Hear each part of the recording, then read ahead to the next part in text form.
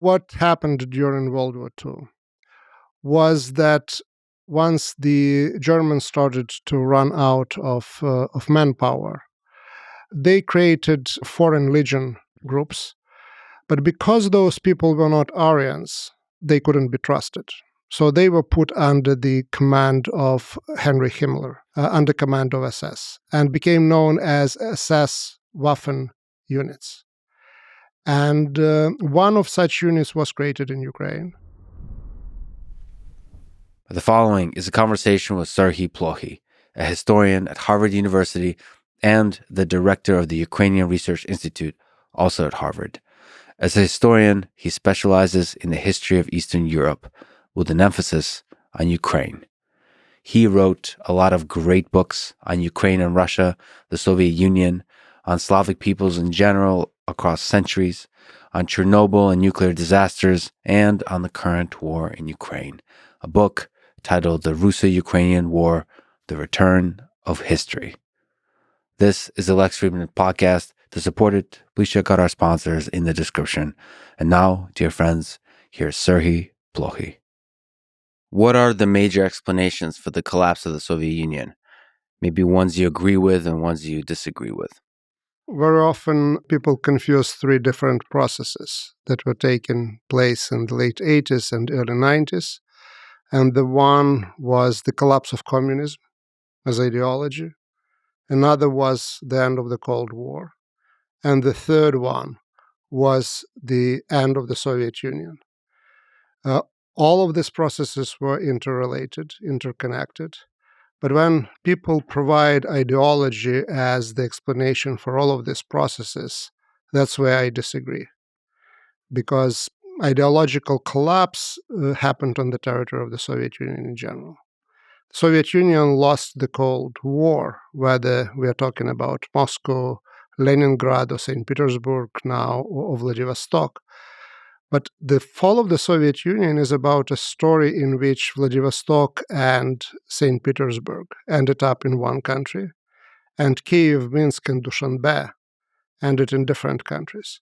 So the theories and explanations about how did that happen, for me, these are really very helpful theories for understanding the Soviet collapse.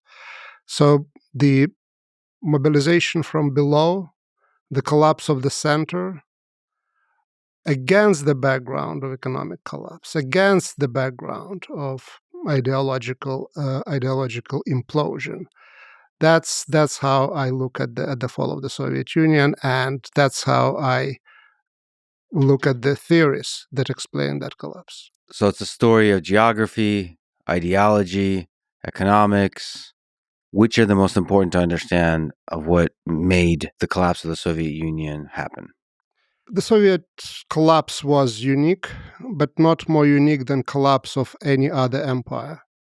So what we really witnessed, or the world witnessed back in 1991, and we continue to witness today with the Russian aggression against Ukraine, is a collapse of one of the largest world empires. We talked about the Soviet Union and now talk about Russia as possessing plus minus 1/6 of the surface of the Earth. You don't get in possession of 1/6 of the Earth by being a nation state. You get that sort of size as an empire. And the Soviet collapse is continuation of the disintegration of the Russian Empire that started back in 1917. That was arrested for some period of time by the Bolsheviks, by the communist ideology, which was internationalist ideology, and then came back in full force in the late 80s and early 90s. So the most important story for me, this is the story of the continuing collapse of the Russian Empire and the rise of not just local nationalism, but also rise of Russian nationalism that turned out to be as a destructive force for the imperial or multi-ethnic, multinational state, as was Ukrainian nationalism or Georgian or Estonian for that matter. Or you said a lot of interesting stuff there. 1917, Bolsheviks, internationalists, how that plays with the idea of Russian empire and so on. But First, let me ask about U.S. influence on this. So one of the ideas is that, through the Cold War, that mechanism, U.S. had major interest to weaken the Soviet Union, and therefore the collapse could be attributed to pressure and manipulation from the United States. Is there truth to that? The pressure from the United States, this is part of the Cold War. And Cold War, part of that story, but it doesn't explain the Soviet collapse. And the reason is quite simple. The United States of America didn't want the Soviet Union to collapse and disintegrate. They didn't want that at the start of the Cold War in 1948. We now have the strategic documents. They were concerned about that. They didn't want to do that. And certainly they didn't want to do that in the year 1990-91. As late as August of 1991, the day of the month of the coup in Moscow, President Bush, George H.W. Bush, travels from Moscow to Kiev and gives famous or infamous speech called Chicken Kiev speech, basically warning Ukrainians against going for independence. The Soviet collapse was a huge headache for the administration in the White House for a number of reasons. They liked to work with Gorbachev. The Soviet Union was emerging as a junior partner of the United States in the international arena. Collapse was destroying all of that. And on the top of that, there was a question of the nuclear weapons, unaccounted nuclear weapons.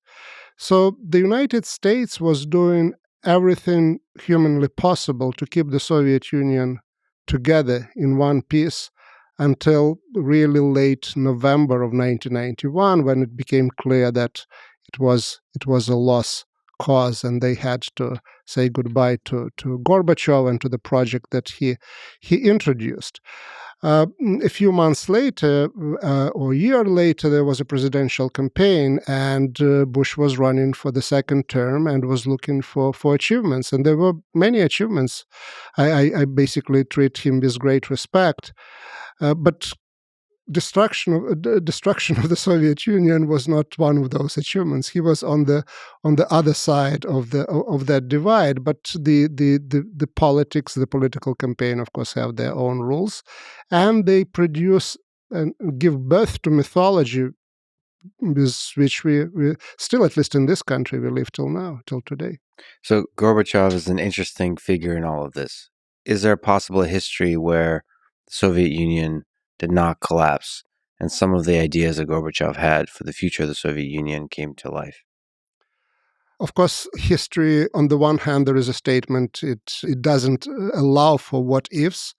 On the other hand, in my opinion, history is full of what if. That's what history is about, and certainly there are scenarios how the Soviet Union would continue. Would continue beyond, let's say, Gorbachev's tenure. Mm-hmm. And the argument has been made that the reforms that he introduced, that they were mismanaged and they could be managed differently, or there could be no reforms and there could be continuing stagnation. So that is all possible. What I think would happen one way or another is the Soviet collapse in a different form on somebody else's watch at some later period in time, because we're dealing with not just processes that were happening in the Soviet Union, we're dealing with global processes, and the 20th century turned out to be the century of the disintegration of the empires. Mm-hmm. You look at the globe, at the map of the world in 1914, and you compare it to the map at the end of the 20th century in 1991, 1992, and suddenly you realize that there are many candidates for being the most important event, the most important process in the 20th century. But the biggest global thing that happened was redrawing the map of the world and producing dozens, if not hundreds, of new states. That's the outcome of the different processes of the 20th century. Look, Yugoslavia is falling apart around the same time. Czechoslovakia goes through what can be called a civilized divorce, a very, very rare occurrence in the fall of multinational states. So, yeah, the writing was on the wall, whether it would happen under Gorbachev or later, whether it would happen as the result of reforms or as the result of no reforms. But I think that sooner or later that would happen. Yeah, it's very possible hundreds of years from now, the way the 20th century is written about as the century defined by the collapse of empires. You call the Soviet Union the last empire. The book is called The Last Empire. So is there something fundamental about the way the world is that means it's not conducive to the formation of empires? The meaning that I was putting in the term the Soviet Union as the last empire was that was the Soviet collapse, was the collapse of the last major European empires, traditional empires, that was there in the 18th century, 19th century, and through most of the 20th century. The Austria-Hungary died in the midst of World War I. The Ottoman Empire disintegrated. The Brits were gone and left India. And there was the successor to the Russian Empire, called the Soviet Union, was still hanging on there. And then came 1991, and what we see even with today's Russia, it's a very different sort of policies. The Russia or Russian leadership tried to learn a lesson from 1991. So there is no national republics in the Russian Federation that would have more rights than the Russian administrative units. So the structure is different, the nationality policies are different, the level of Russification is much higher. So it is in many ways already a post-imperial formation. And you're right about that moment, 1991, the role that Ukraine played in that seems to be a very critical role. Can you describe just that? What role Ukraine played in the collapse of the Soviet Union?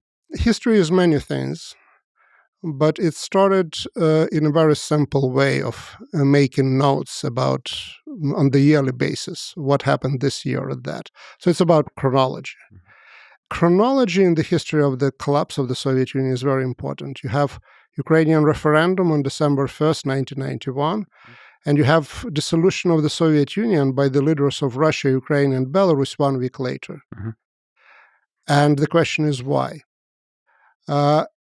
Ukrainian referendum is the answer, but Ukrainians didn't answer at their referendum question of whether they want the Soviet Union to be dissolved or not. They answered very limited in terms of its main question, whether you support the decision of Verkhovna Rada, of your parliament, for Ukraine to go independent. And the rest was not on the ballot. Mm-hmm. So why then 1 week later the Soviet Union is gone? And President Yeltsin explained to President Bush around that time the reason why Ukraine was so important. He said that, well, if Ukraine is gone, Russia is not interested in this Soviet project because Russia would be outnumbered and outvoted by the Muslim republics. So there was a cultural element. Mm-hmm. But there was also another one. Ukraine happened to be the second largest Soviet republic and then post-Soviet state in terms of population, in terms of the economic potential, and so on and so forth. And as Yeltsin suggested, close culturally, linguistically, and otherwise to Russia. So with the second largest republic gone, Russia didn't think that it was in Russia's interest to continue with the Soviet Union. And around that time, Yegor Gaidar, who was the chief economic advisor of Yeltsin, was telling him, well, we just don't have money anymore to support other republics. We have to focus on Russia. We have to use oil and gas money within the Russian Federation.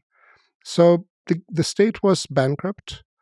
Imperial projects, at least in the context of the late 20th century, they costed money. It wasn't a money-making machine as it was back in the 18th or 19th century. And the combination of all these factors led to the processes in which Ukraine's decision to go independent spelled the end to the Soviet Union. And if today anybody wants to restore not the Soviet Union, but some form of Russian control over the post-Soviet space, Ukraine is as important today as it was back in December of 1991. Let me ask you about Vladimir Putin's statement that the collapse of the Soviet Union is one of the great tragedies of history. To what degree does he have a point? To what degree is he wrong? His formulation was that this is the greatest geopolitical catastrophe, a tragedy of the 20th century. And I specifically went and looked at the text and put it in specific time when it was happening. And it was interesting that the statement was made a few weeks before the May 9 parade and celebrations of the victory. A key part of the mythology of the current Russian state. So why say things about the Soviet collapse being the largest geopolitical strategy and not in that particular context, the Second World War? My explanation, at least, is that the World War II, the price was enormous, but the Soviet Union emerged as a great victor and captured half of Europe. 1991, the in terms of the lives lost at that point, the price was actually very, very low. But for Putin, what was important that the state was lost, and he in particular was concerned about the division of the Russian people, which he understood back then, like he understands now, in very, very broad terms. So for him, the biggest tragedy is not the loss of life. The biggest tragedy is the loss of the great power status or the unity of those whom he considered to be Russian nation. So at least this is my reading. This is my understanding of what is there, what is on the paper, and what is between the lines. So both the unity of the sort of, quote, Russian Empire and the status of the superpower. That's how I read it. You wrote a book, The Origins of the Slavic Nations. So let's go back into history. What is the origin of Slavic nations? We can look at that from different perspectives, and we are now making major breakthroughs in answering this question with the very interesting, innovative linguistic analysis, the study of DNA. So that's really the new frontier.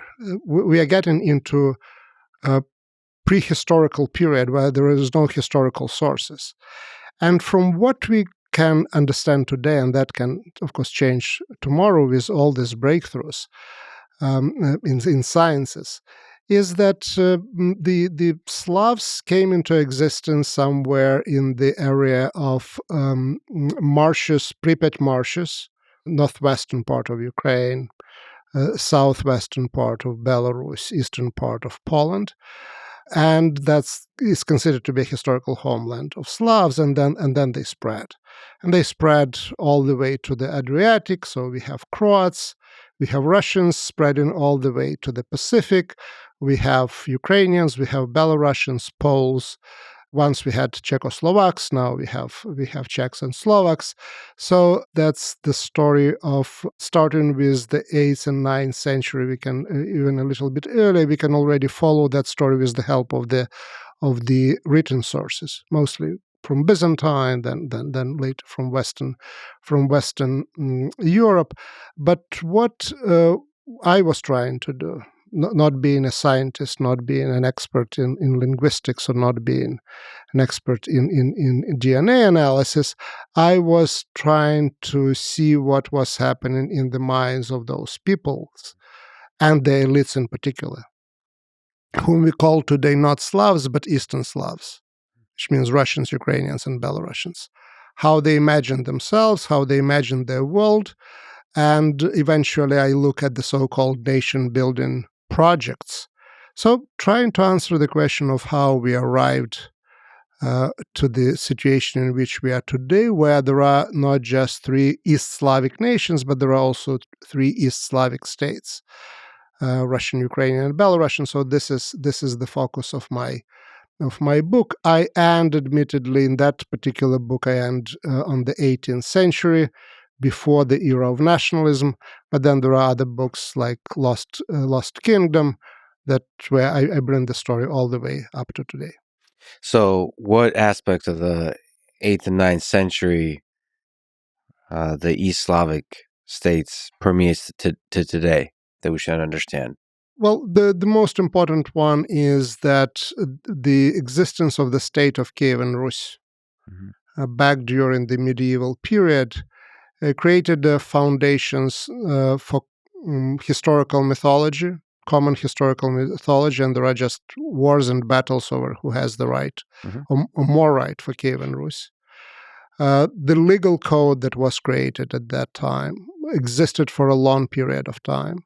The acceptance of Christianity from Byzantium, that became a big issue that separated then Eastern Slavs from their Western neighbors, including Czechs and Poles, but united in that way to, let's say, Bulgarians or Serbs, and the beginning of the written literature. Beginning in Kiev. So all of that is considered to be part of heritage. All of that is being contested. And this debates that were academic for a long period of time, what we see now tragically are being continued on the battlefield. What is Kiev? What is Rus that you mentioned? What's the importance of these? You mentioned them as a sort of defining places and terms, labels at the beginning of all of this. So what is Kiev?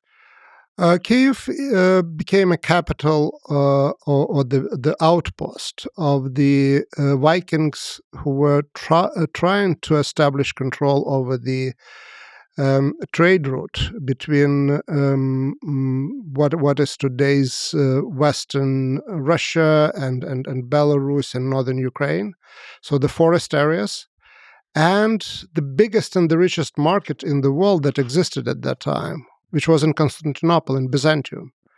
So the idea was to get whatever goods you can get in that part of Eastern Europe, and most of those goods were slaves, local population, put them on the ships in Kiev, because Kiev was on the border with the steppe zones. Steppe zones were controlled by other groups, Scythians, Sarmatians, Polovtsians, Pechenegs, and so on, and so you name it, and then staying on the river, being protected from attacks of the nomads, to come to the Black Sea and sell these products in Constantinople. That was the idea.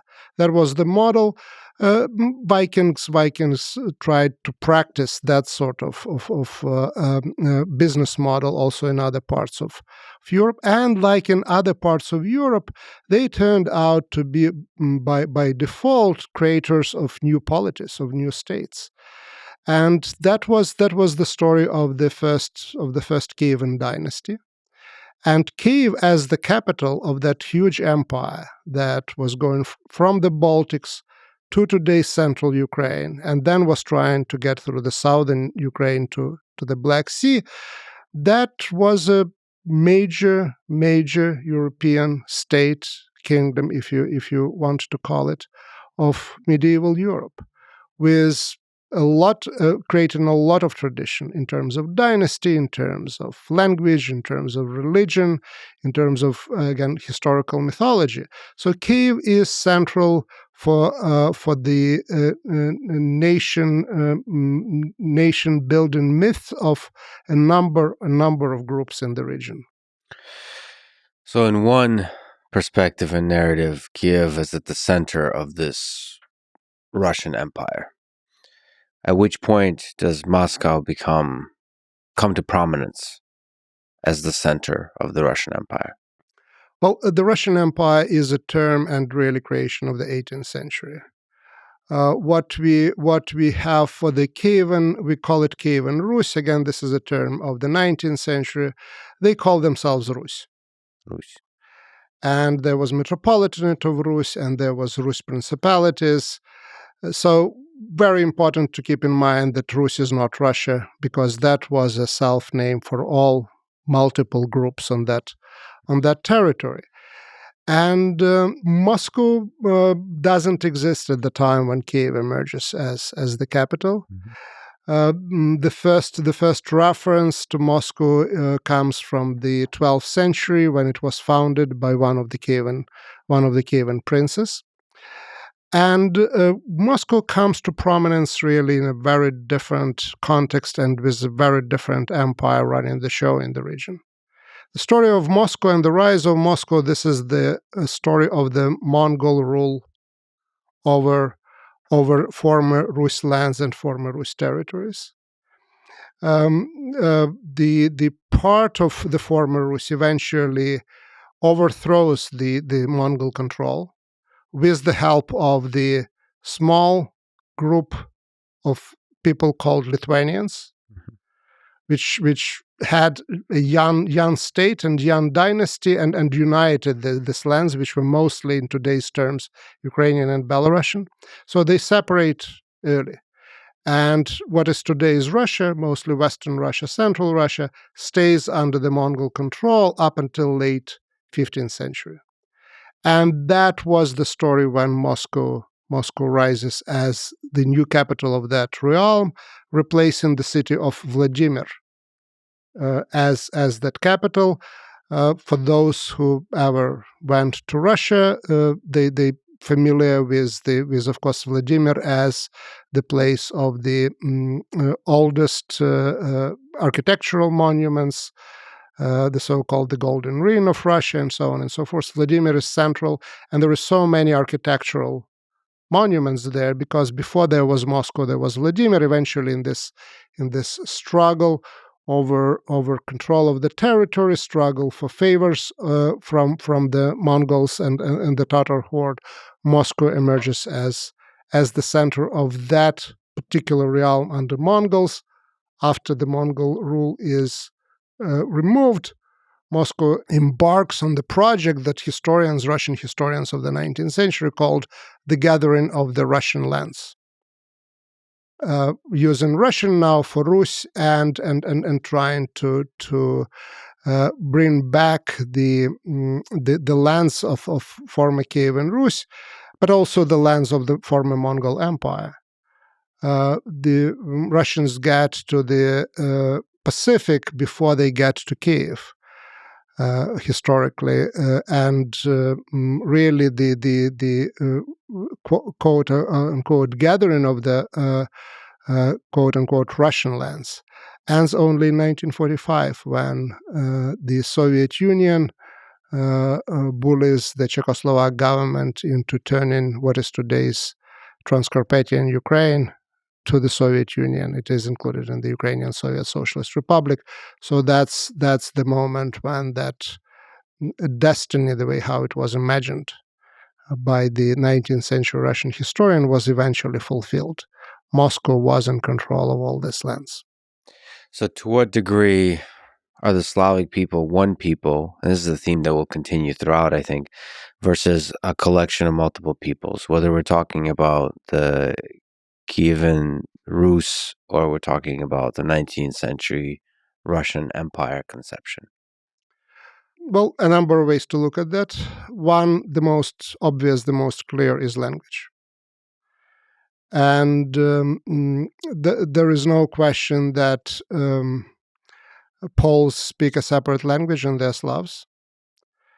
And there is no question for anyone going to Ukraine and hearing Ukrainian, realizing that this is not Russian. The level of comprehension can be different. You can understand certain words, and you don't understand others. And the same would be with Polish, and the same would be with Czech. So there is this linguistic history that is in common, but languages very clearly indicate that you're dealing with different peoples. We know that language is not everything. Americans speak a particular way of English. Australians speak a particular variant of English. But for reasons of geography, history, we pretty much believe that despite linguistic unity, these are different nations and different peoples, and there are some parts of political tradition are in common, others are quite different. So the same when it comes to language, the same when it comes to political tradition, to the loyalty to the political institution applies to Slavic nations. So that's again, there is nothing particularly unique about the Slavs in that regard. You wrote the book, The Cossack Myth, History and Nationhood in the Age of Empires. It tells the story of an anonymous manuscript called The History of the Rus. It started being circulated in the 1820s. I would love it if you can tell the story of this. This is supposedly one of the most impactful texts in history, modern history. So what's the importance of this text? What did it contain? How did it define the future of the region? In the first decades of the 19th century, after Napoleonic Wars, a mysterious text emerged that was attributed to an Orthodox archbishop that was long dead, which was claiming that the Cossacks of Ukraine were in fact the original Rus people, and that they had the right for a particular place, for central place in the Russian Empire.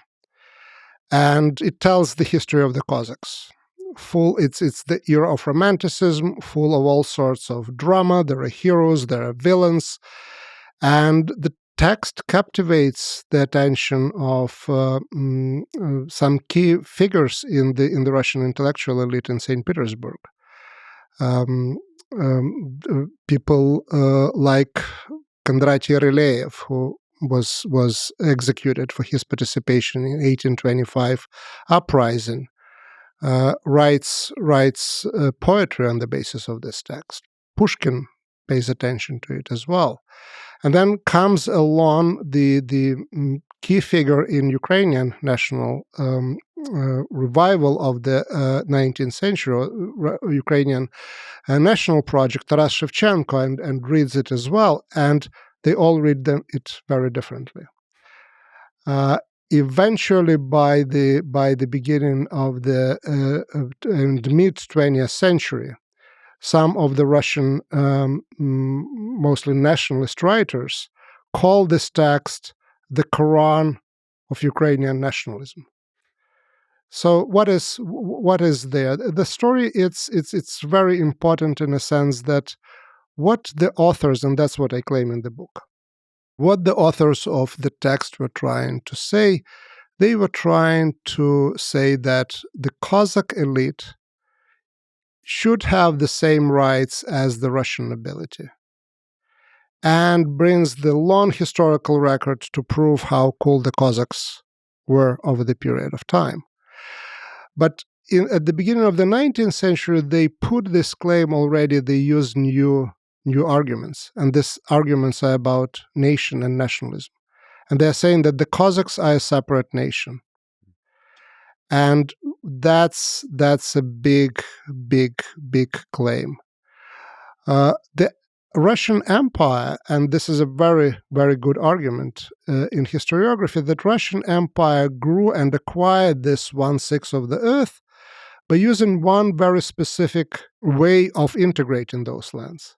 It integrated elites. It was making deals with the elites, whether the elites were Muslim or the elites were Roman Catholic, as the case with the Poles.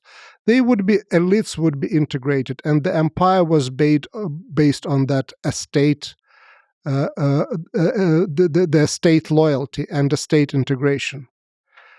But once you bring in the factor of nation and nationalism and language, then once in a sudden, the whole model of the integration of the elites, irrespective of their language, religion, and culture, starts falling apart. And the Poles were the first who really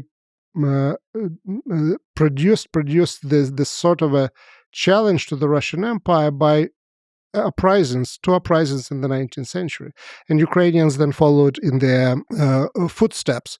So the importance of the text is that it was making claim on the part of a particular estate, the Cossack officer class, which was that empire could survive.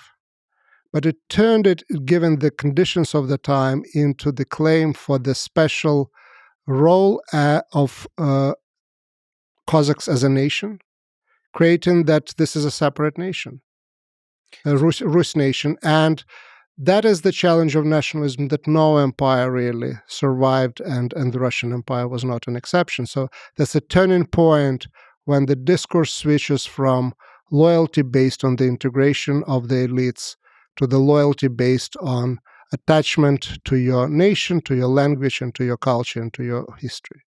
So that was like the initial spark, the flame that led to nationalist movements. That was the beginning, and the beginning that was building a bridge between the existence of the Cossack state in the 17th and 18th century that was used as a foundation for the Cossack mythology, Ukrainian national mythology, went into the Ukrainian national anthem, and the new age and the new stage where the Cossacks were not there anymore, where there were professors, intellectuals, students, members of the national and organizations. And it started, of course, with romantic poetry. It was started with collecting folklore, and then later goes to the political stage, and eventually the stage of mass politics. So to you, even throughout the 20th century under Stalin, there was always a force within Ukraine that wants it to be independent. There were 5 attempts for Ukraine to declare its independence and to maintain it in the 20th century. Only one succeeded in 1991, but there were four different attempts before.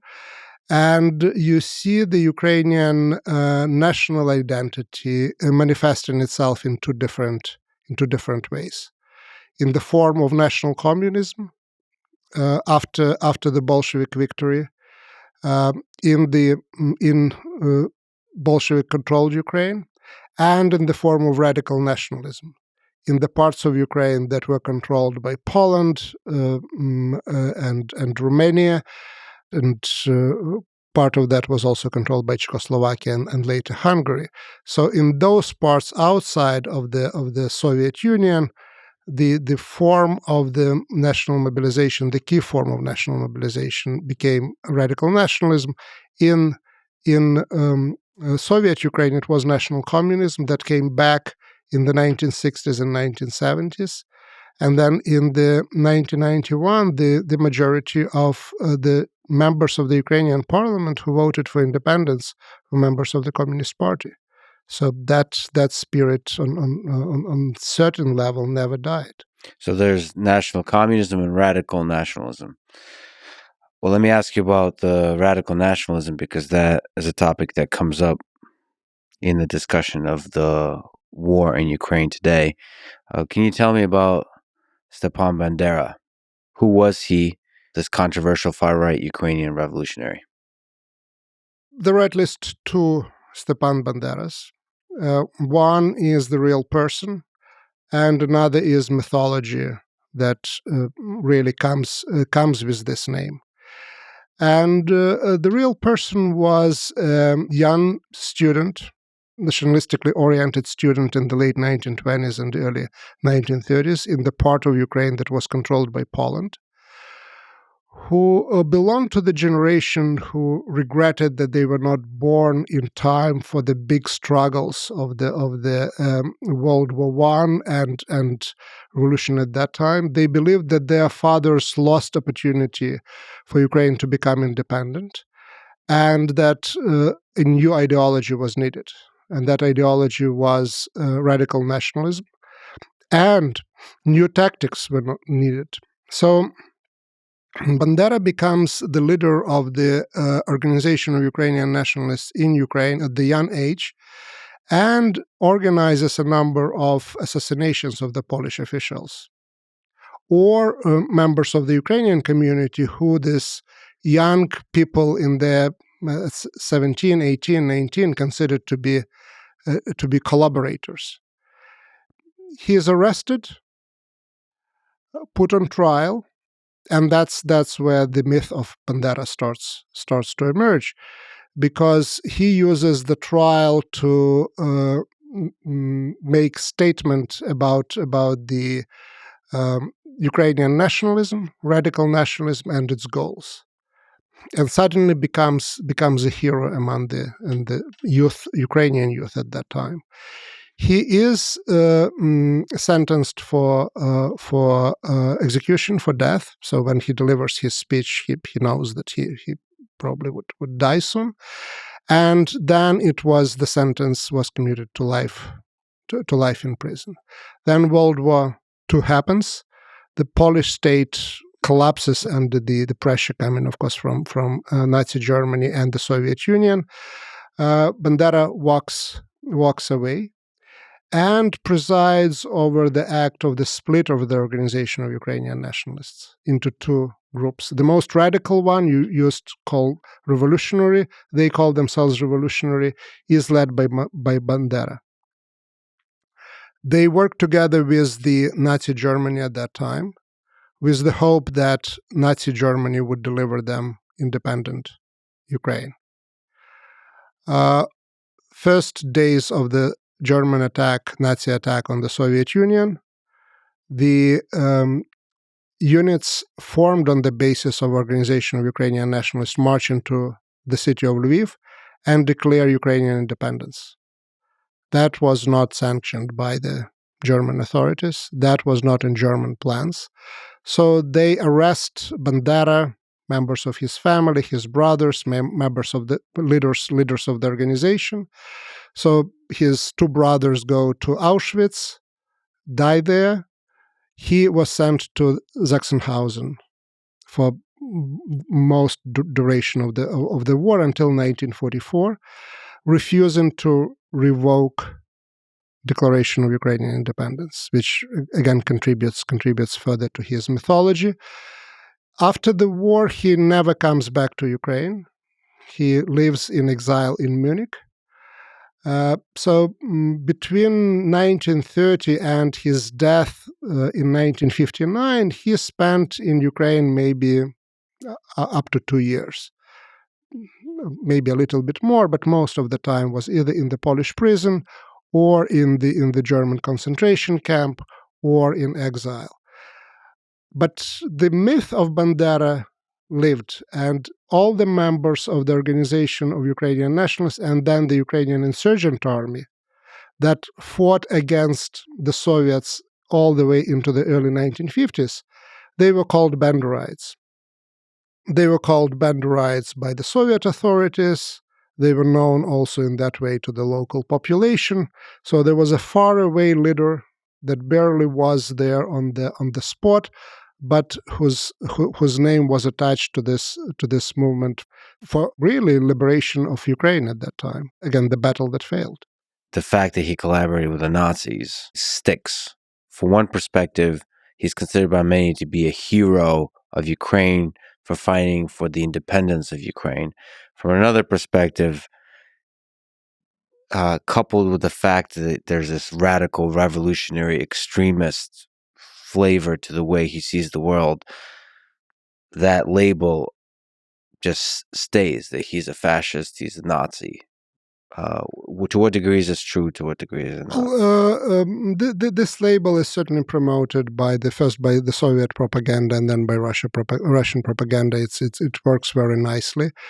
If you focus on the years of collaboration, those were the same years when Joseph Stalin collaborated with Hitler, right?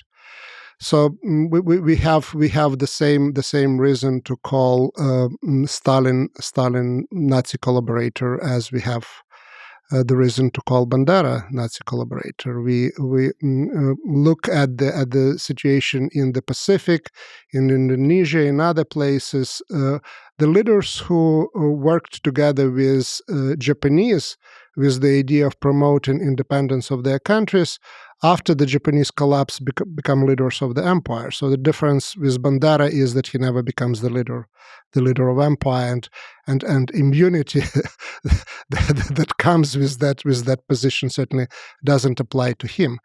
But there are other parts of his life which certainly put this whole thing in question. The fate of his family, his own time in the German concentration camp, certainly don't fit the propaganda one-sided image of Bandera. In terms of him being a hero, that's a very, very interesting question, because he is perceived in Ukraine today not by all, and probably not by the majority, but by many people in Ukraine, as a symbol of fighting against the Soviet Union, and by extension against Russia and Russian occupation. So his popularity grew after February 24th, 2022, as a symbol of that resistance. Again, we are talking here about myth and mythology, because Bandera was not leading the fight against the Soviet the Soviet occupation in Ukraine, because at that time he was just simply not in Ukraine. He was in Germany, and you can imagine that geography mattered at that time much more than it matters today. There's a million questions to ask here. I think it's an important topic because it is at the center of the claimed reason that the war continues in Ukraine. And so I would like to explore that from different angles. But just to clarify, was there a moment where Bandera chose Nazi Germany over the Red Army when the war already began? So in the list of allegiances, is Ukraine's independence more important than fighting Nazi Germany, essentially? The Ukrainian independence was their goal, and they were there to work with anybody who would support and in one way, or at least allow, the Ukrainian independence. So there is no question that they are just classic nationalists. So the goal is nationalism is the principle according to which or at least one definition is according to which the cultural boundaries coincide with political boundaries. So their goal was to create political boundaries that would coincide with the geographic boundaries in the conditions of the World War II, and certainly making deals with whoever would either support, as I said, or tolerate that project of theirs. So I would love to find the line between nationalism, even extreme nationalism, and fascism and Nazism. So for Bandera the myth and Bandera the person, to what degree, let's look at some of the ideology of Nazism. To which degree did he hate Jews? Was he anti-Semitic? We know that basically in his circle, there were people who were anti-Semites, in a sense that, okay, we have the texts, right? We know that. We don't have that information about or that sort of text or that sort of evidence with regard to Bandera himself.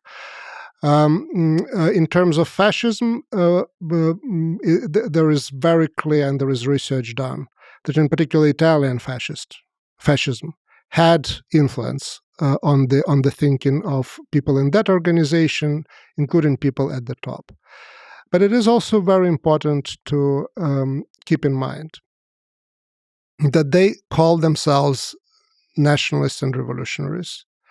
And despite the fact that in 1939, in 1940, in 1941, it was very beneficial for them to declare themselves to be Ukrainian fascists and establish this bond with not just with Italy, but with Nazi Germany, they refused to do that. And then they refused to recall their independence. So influences, yes, but clearly it's a different type of a political a political project. So let me fast forward into the future and see to which degree the myth permeates. Does Ukraine have a neo-Nazi problem? My understanding is there are Nazis in Ukraine. And there are supporters of white supremacy theories. But also my understanding is that they're extremely marginal, and they're more marginal than the same sort of groups are in Central Europe, maybe in the US as well. And for me, the question is not whether the Ukraine has it, but why, even in the conditions of the war, the radical nationalism and extremism and white supremacist is such a marginal force. When in the countries that are not at the war, you look at France, you look at, again, it's not exactly Nazism, but really radical right is becoming so important.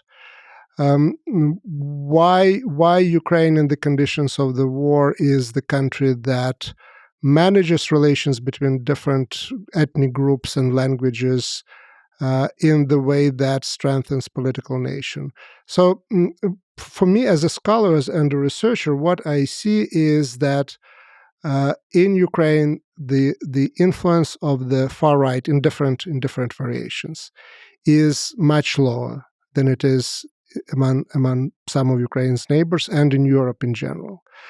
And the question is why. I don't know. I have guesses. I don't know answer. But that's the question that I think is interesting to answer. How Ukraine ended up to be the only country in the world outside of Israel who has a Jewish president, who is, my at least understanding is, the most popular president in history in terms of how long his popularity goes after the election. So these are the really, from my point of view, interesting questions. And again, we can certainly debate that. So just for context, the most popular far right party won 2.15% of the vote in 2019. This is before the war, so that's where things stood. It's unclear where they stand now. It'd be an interesting question whether it escalated and how much. What you're saying is that war in general can serve as a catalyst for expansion of extremist groups, of extremist nationalistic groups, especially like the far right. And it's interesting to see to what degree they have or have not risen to power in the shadows.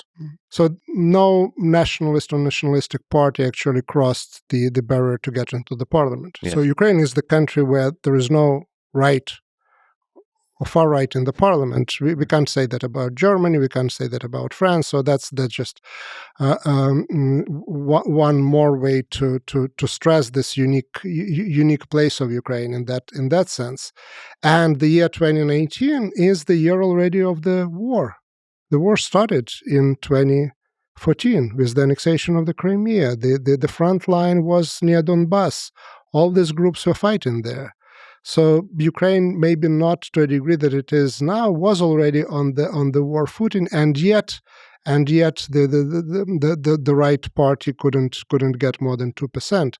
So that's the question that I have in mind. And yes, the war historically, of course, puts forward and makes from the more nationalist views and forces, turn them from marginal forces into more central ones.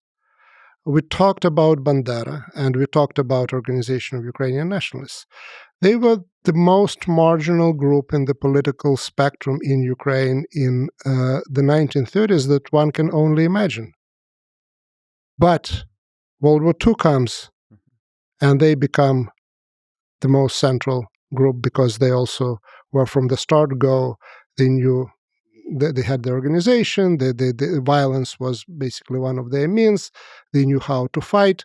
So historically, wars indeed produce those results. So we are looking at Ukraine. We are trying to see what is happening there. So Vladimir Putin, in his interview with Tucker Carlson, but many times before, said that the current goal for the war in Ukraine is denazification. That the purpose of the war is denazification. Can you explain this concept of denazification as Putin sees it? Denazification is the trope that is accepted quite well by the former Soviet population and Russian population in particular. The most powerful mythology, Soviet mythology, that then was basically passed as part of heritage to the Russian Federation, was World War II, was fighting against fascism. So once you use terms fascism and Nazi and denazification, suddenly people not just start listening, they just stop analyzing. And as a propaganda tool, this is of course very, very powerful tool. In terms of to what degree this is the real goal or not, we discussed the importance of the far right in Europe and in Ukraine. So if that's the real goal of the war, probably the war would have to start not against Ukraine, but probably against France or some other country, if you take this at face value. Well, there's something really interesting here, as you mentioned, because I've spoken to a lot of people in Russia, and you said analysis stops. In the West, people look at the word denazification and look at the things we've just discussed and kind of almost think this is absurd. But when you talk to people in Russia, maybe it's deep in there somewhere. The history of World War II still reverberates through maybe the fears, maybe the pride, whatever the deep emotional history is there. It seems that the goal of denazification appears to be reasonable for people in Russia. They don't seem to see the absurdity or the complexity or even the need for analysis, I guess, in this kind of statement word of denazification. I would say this is broader. The war that started under the banner that Russians and Ukrainians were one and the same people, and produces that sort of casualty, really goes against also any sort of logical thinking. But Russia is a place where the free press doesn't exist already for a long period of time. Russia is the place where there is an echo chamber to a degree. And as war started first in 2014 and then all-out war in 2022, I came across a lot of people on the personal level, but also in the media, reporting that they really can't find common language with their close relatives in Russia. People who visited Ukraine, who know that it is not taken over by nationalists and is not taken over by Nazis. But the media around them, the neighbors around them, the people at their work basically say one and the same thing. And we as humans in general, whatever our background, we are very, very, our mind is really, it's relatively easy to manipulate it. And to a degree that even family connections and even family ties don't sometimes help to maintain that ability to think and to analyze on your own, to look at the facts. So Putin has alluded to the Yaroslav Hanka incident in the Canadian Parliament, September 2023. This man is a veteran of World War II on the Ukrainian side, and he got 2 standing ovations in the Canadian Parliament. But they later found out that he was part of the SS. So can you explain on this? What are your thoughts on this? This had a very big effect on the narrative, I guess, propagated throughout the region.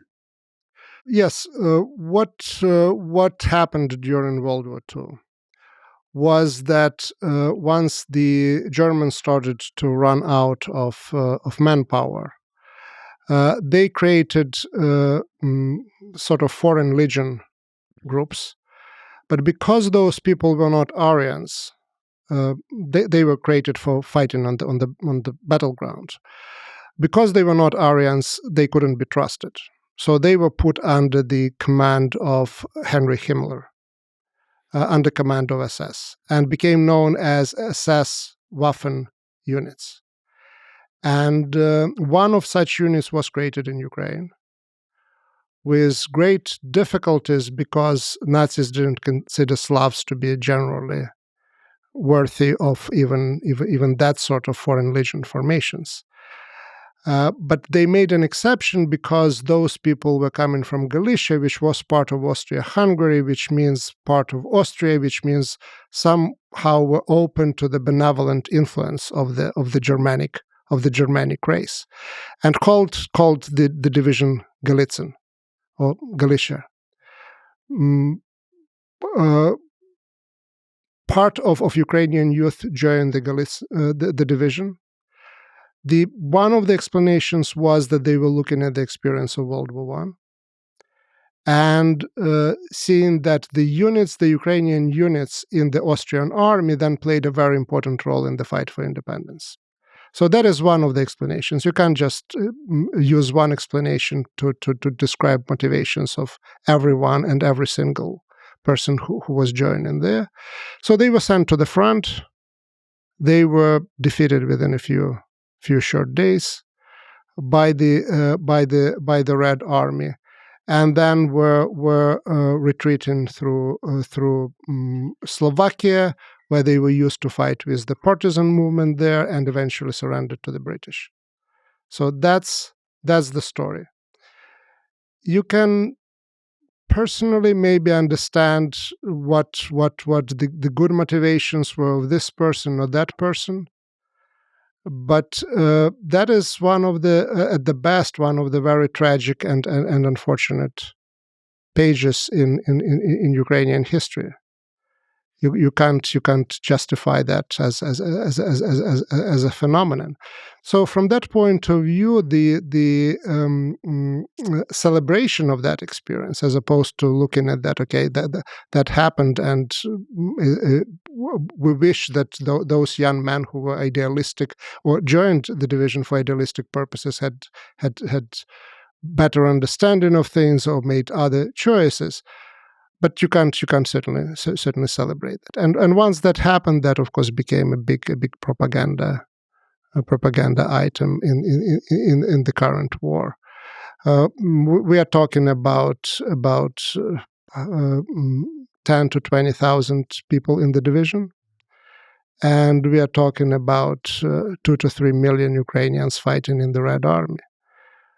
And again, it's not like Red Army is completely blameless in the way how it behaved in Prussia or in Germany and so on and so forth. But it's basically it's again, we are going back to the story of Bandera. So there is a period of collaboration, and that's what propaganda tries to define him by. Or there is a division Galician by 20,000 people, and somehow it makes irrelevant the experience of 2 to 3 million people. I mean, just to clarify, I think there's just a blunder on the Canadian Parliament side, the Canadian side, of not doing research. Maybe correct me if I'm wrong, but from my understanding, they were just doing stupid, shallow political stuff. Let's applaud. When Zelensky shows up, let's have a Ukrainian veteran. Let's applaud a veteran of World War II. And then all of a sudden you realize, well, there's actually complexities to wars. We can talk about, for example, a lot of dark aspects on all sides of World War II. The mass rape at the end of World War II by the Red Army when they say march towards Germany. There's a lot of really dark complexity in it on all sides. So that could be an opportunity to explore the dark complexity that some of the Ukrainians were in the SS or Bandera, the complexities there. But I think they were doing not a complex thing. They were doing a very shallow applaud, and we should applaud veterans, of course. But in that case, they were doing it for show, for Zelensky and so on. So we should clarify that the applause wasn't knowing. It wasn't for the SS. It was for it was for World War II veterans, but the propaganda, or at least an interpretation from the Russian side, from whatever side is that they were applauding the full person standing before them, which wasn't just a Ukrainian veteran, but a Ukrainian veteran that fought for the SS. I don't have any particular insights, but I would be very much surprised if even one person in the parliament, I mean the members of the parliament, actually knew the whole story.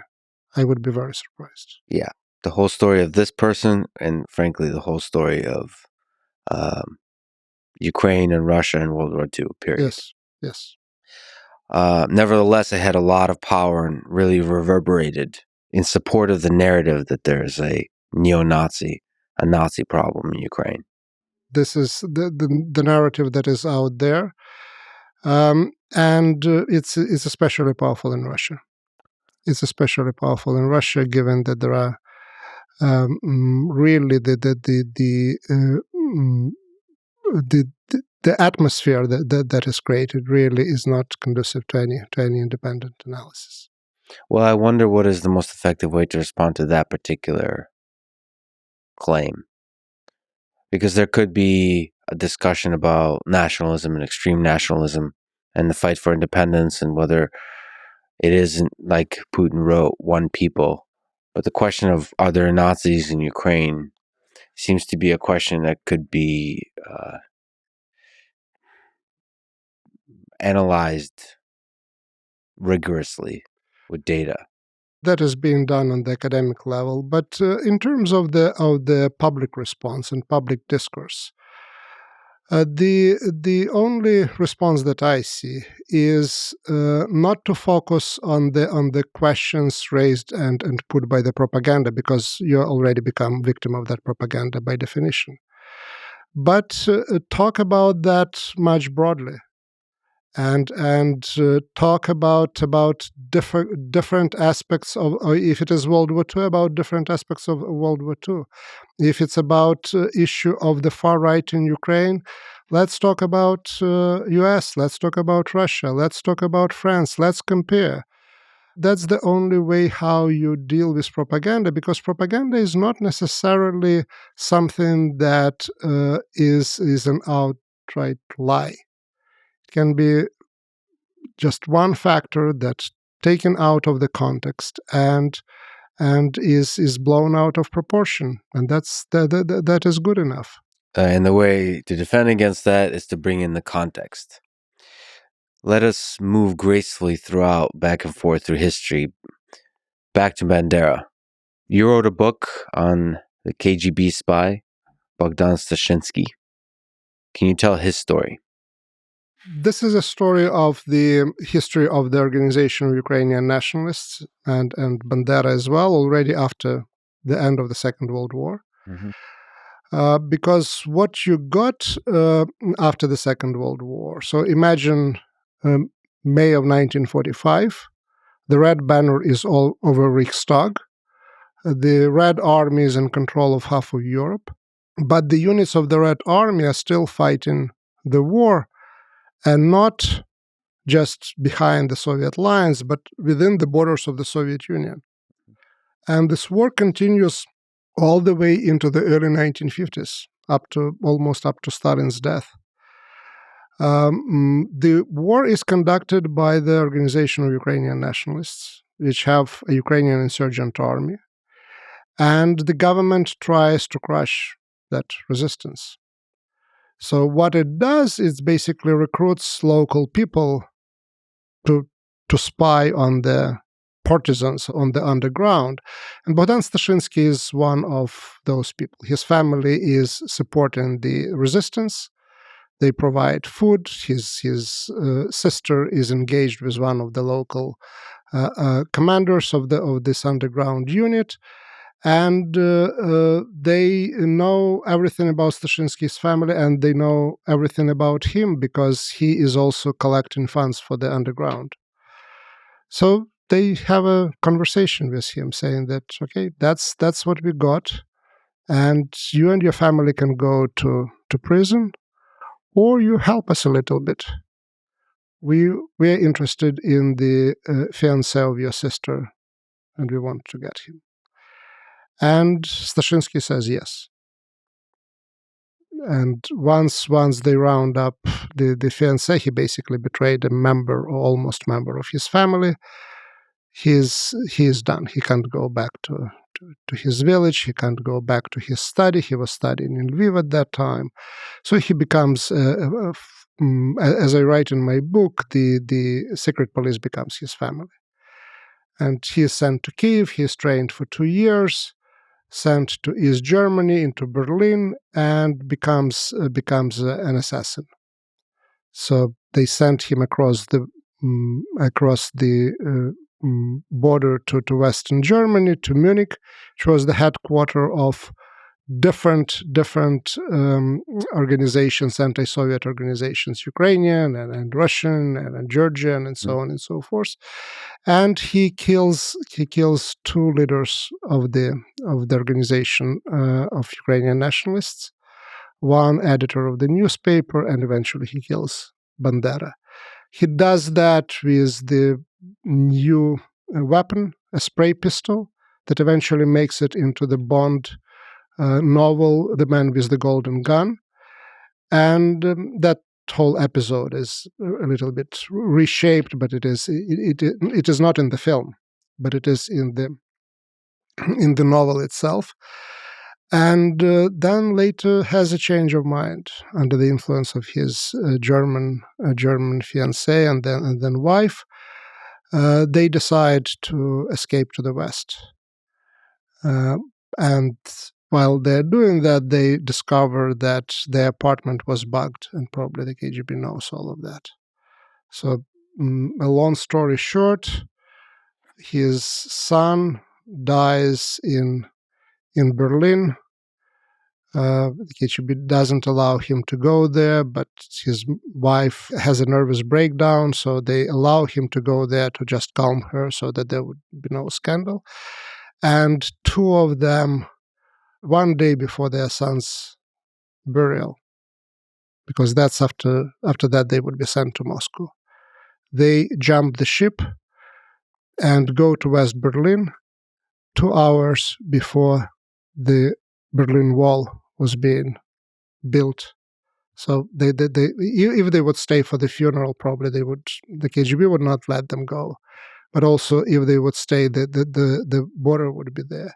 And he goes to the American intelligence and says, "Okay, that's who I am, and that's what I did." And they look at him and they say, "We don't trust you. We don't know who you are. You have documents in 5 names. You say you killed Bandera. Well, we have a different information. He was poisoned, and probably by someone in his close circle. A spray pistol? Did you read too much Ian Fleming? Mm-hmm. Where does this come from?" Mm-hmm. He insists. They say, "Okay, you insist? If you committed all those crimes, we're giving you to the German police, and German police will be investigating you." And then the trial comes, and if he takes back his testimony, the whole case against him collapses. He can go free. But he knows that if he goes free, he is a target of his colleagues from the same department. So his task at the trial is to prove that he is guilty, that he did that. Mm-hmm. And then he disappears, and nobody knows where he goes, and there are all sorts of cover stories. And I was lucky to interview a commander, former chief of the South African police, who confirmed to me that Stashinsky was in South Africa. He fled. The West German intelligence thought that it was too dangerous for him to stay in Germany.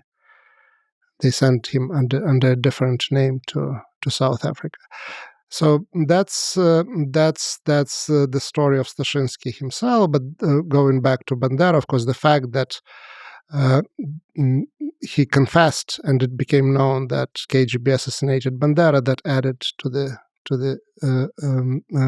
image and to general mythology about Bandera.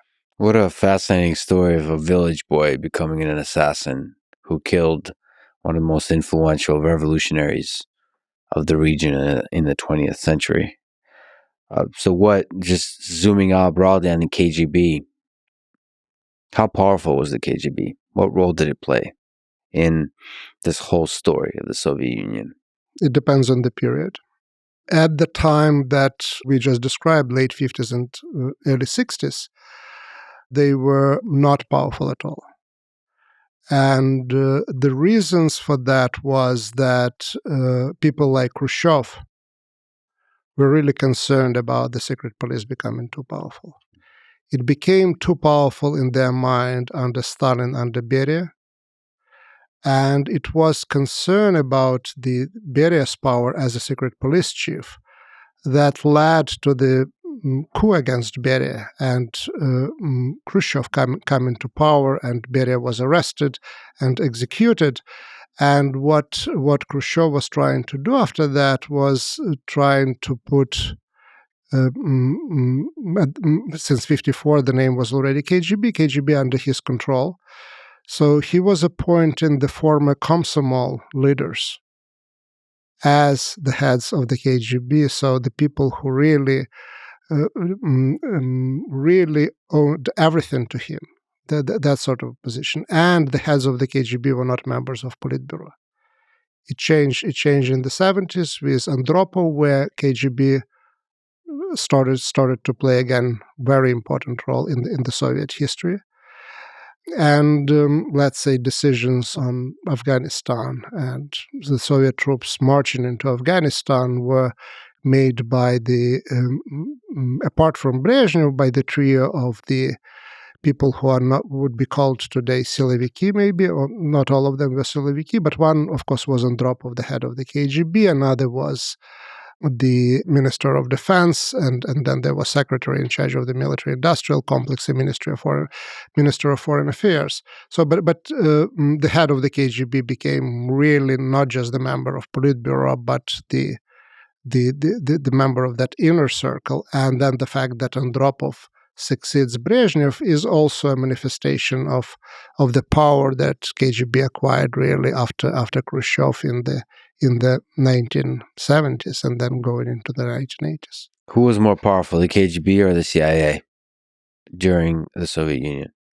The CIA, it's the organization that is charged with the information gathering and all sorts of operations, including assassinations in the 50s and 60s abroad. The KGB was the organization that really had both the surveillance over the population within the Soviet Union and also the operations abroad, and its members, its leaders were members of the inner circle for making decisions. Again, from what I understand about the way how politics and decision work and decisions are made in the United States, the CIA, the chief of the CIA is not one of the decision making group that providing information. Yes, so I would say it's not day and night, but their power, political influence, political significance, very different. Is it understood how big the KGB was? How widespread it was, given its secretive and distributed nature? Certain things we know, others we don't, because the Stasi archives are open and most of the KGB, especially in Moscow, they're not. But we know that the KGB combined not only the internal sort of secret police functions at home and counterintelligence branch and intelligence branch abroad, but also the border troops, for example, right? So really institutionally, it was a huge mammoth. And another thing that we know, we can sort of extrapolate from what we know from the Stasi archives, that the surveillance at home, the surveillance was really massive.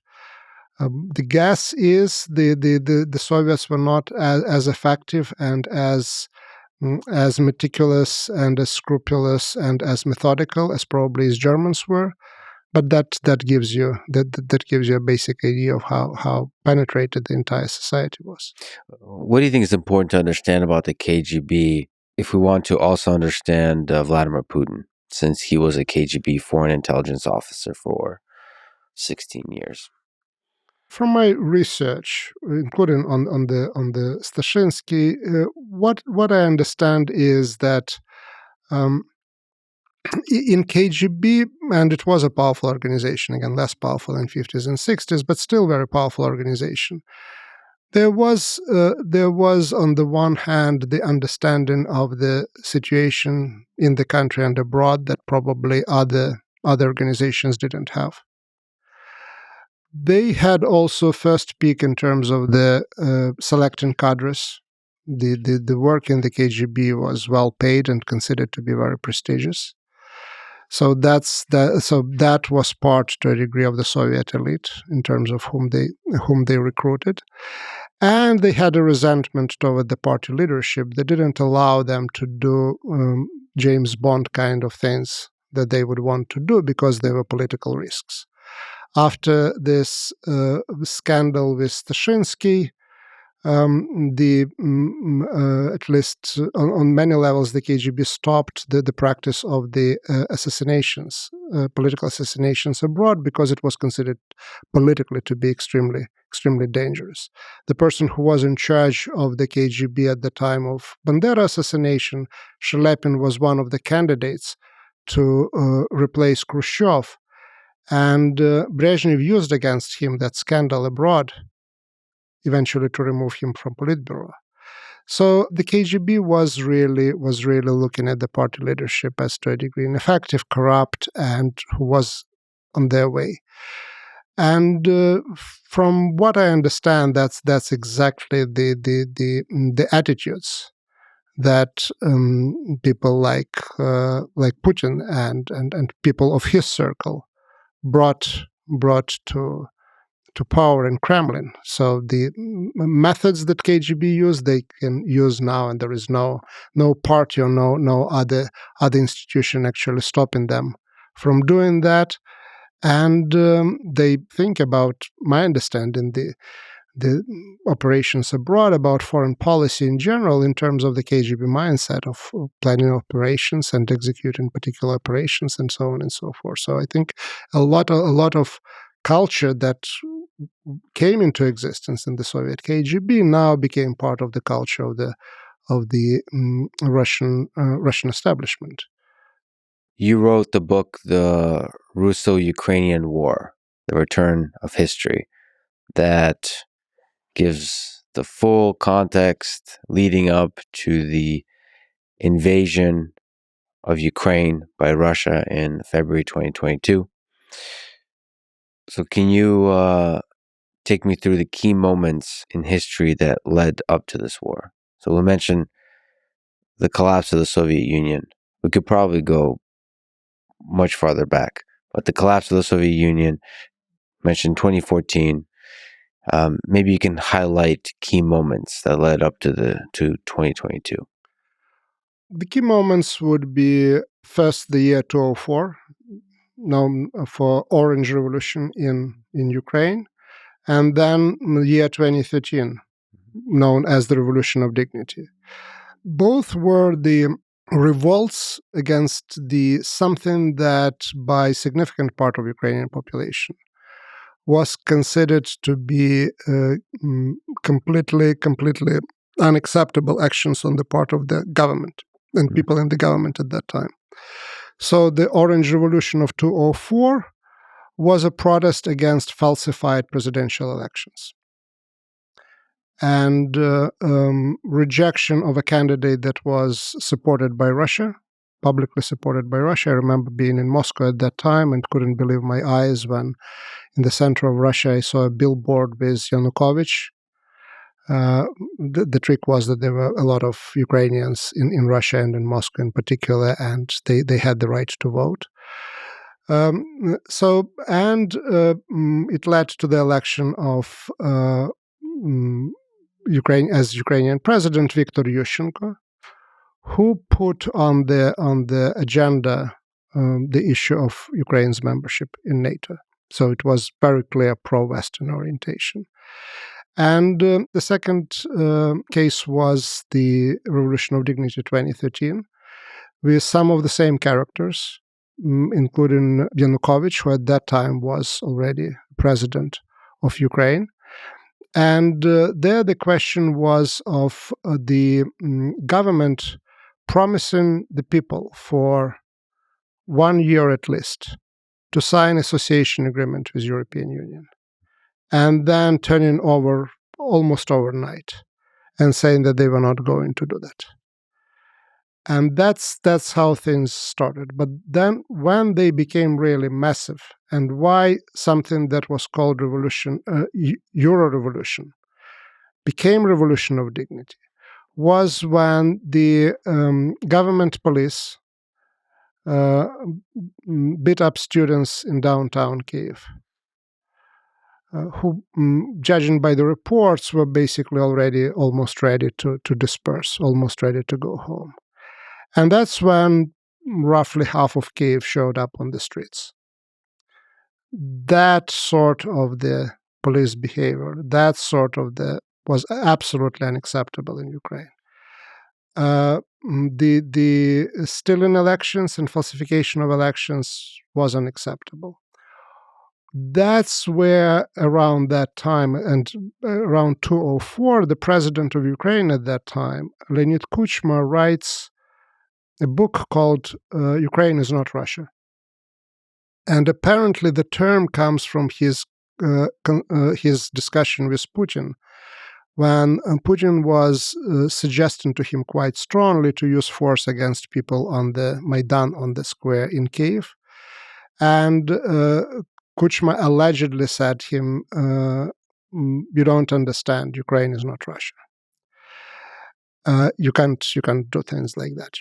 You get pushback, and that's this two events, 2004 and then 2013, became really crucial point in terms of the Ukraine direction, the survival of Ukrainian democracy, which is one of very few countries in the post-Soviet space where democracy survived the original flirt between the government leaders and democracy of the 1990s. It was the all-Soviet story. In Russia, everywhere else, there was high democratic expectations, but they came pretty much to an end by the end of the decade. Ukraine preserved the democracy. And the orientation of Ukraine toward integration in some form into Western and European structures, that Ukrainian democracy plus Western orientation was something. And in Russia, we see the strengthening of the autocratic regime under Vladimir Putin. That, if you look deeper, these are the processes that put the two countries on the collision course. So there's a division, a push and pull inside Ukraine on identity of whether they're part of Russia or part of Europe. And you highlighted two moments in Ukrainian history that there's a big flare-up where the statement was first, Ukraine is not Russia, and essentially Ukraine is part of Europe. But there's other moments. Mm-hmm. What were the defining moments that began an actual war in the Donbass?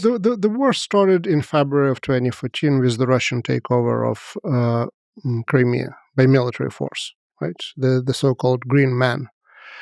And the big question is why. And it's very important to go back to the year 2013 and the start of the protests and the story of the Ukraine signing association agreement with the European Union. So from what we understand today, the Ukrainian government under President Yanukovych did this suicidal, sharp turn after 1 year of promising association agreement, saying that, okay, we changed our mind under pressure from Moscow. And Moscow applied that pressure for one reason, at least in my opinion. The Ukraine signing association agreement with European Union would mean that Ukraine would not be able to sign association agreement with any Eurasian Union in any shape or form that was at that time in the process of making. And for Vladimir Putin, that was the beginning of his, or part of his third term. One of his agenda items for the third term was really consolidation of the post-Soviet space and Eurasian space, and not membership in NATO, not membership in European Union, but association agreement with European Union meant that that post-Soviet space would have to exist under Moscow's control, but without Ukraine, the second largest post-Soviet republic, the republic on whose vote depended the continuing existence of the Soviet Union and whose vote ended, in many ways, the existence of the Soviet Union. So that is broadly background, but also there are, of course, personalities. There are also their beliefs, their readings of history, and all of that became part of the story. But if you look at that geopolitically, the association agreement is putting Ukraine outside of the Russian sphere of influence. And the response was an attempt to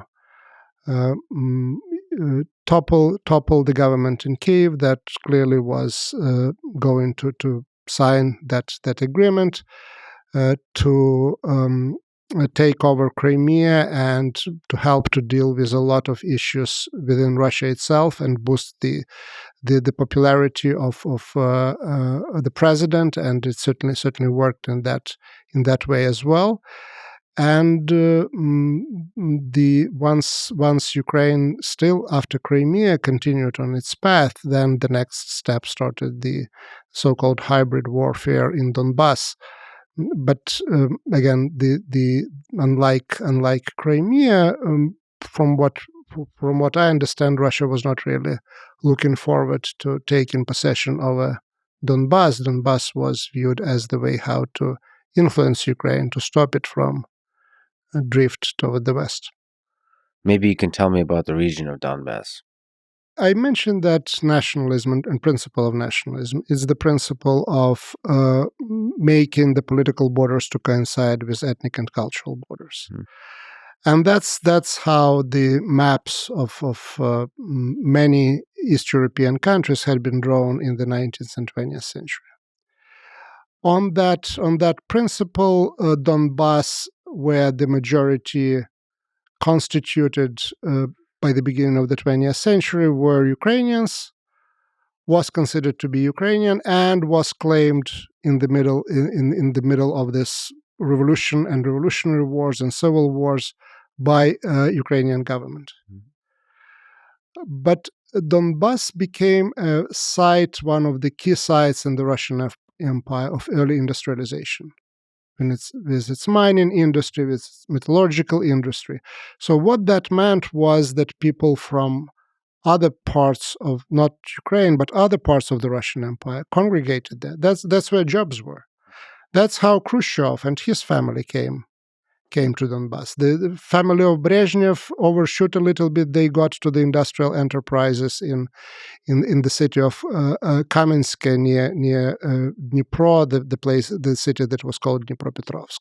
So those were Russian peasants moving into the area in looking for the job, and by the population became quite mixed. Ukrainians still constituted the majority of the population, but not necessarily in the towns and in the cities. And culturally, the place was becoming more and more Russian as the result of that movement. So, apart from the Crimea, Donbass was the part of Ukraine where the ethnic Russians were the biggest group. They were not the majority, but they were very, very big and significant group. For example, in the city of Mariupol, that was all but destroyed in the course of the last 2 years. The ethnic Russians constituted over 40% of the population, right? So that's not exactly part of Donbass, but that gives you that gives you general idea. Now, the story of Donbass and what happened now is multidimensional, and this ethnic composition is just one part of the story. Another very important part of the story is economy. And Donbass is a classical rust belt. And we know what happens with the cities that were part of the first or second wave of industrialization in the United States and globally. We know about social problems that exist in those places.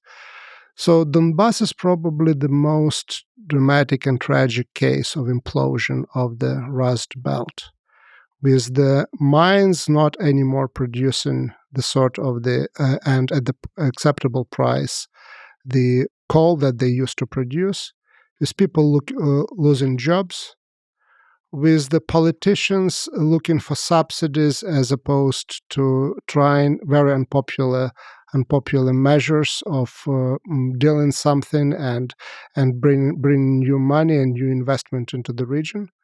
So all of that become part of the story that made it easy for Russia, for the Russian Federation, to destabilize the situation. We have interviews with Mr. Girkin, who is saying that he was the first who pulled the trigger and fired the shot in that war.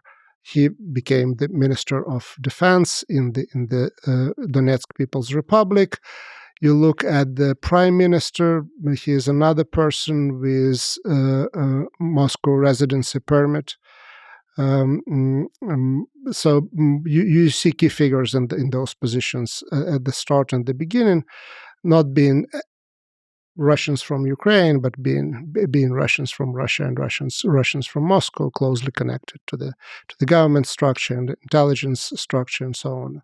So that is the start and the beginning. But the way how it exploded, the way it did, was also a combination of the economic and ethnocultural and linguistic factors. So for Putin, the war in Donbass and even in 2022 is a defensive war against what the Ukrainian government is doing against ethnically Russian people of Donbass. Is that fair to say? Well, how he describes it?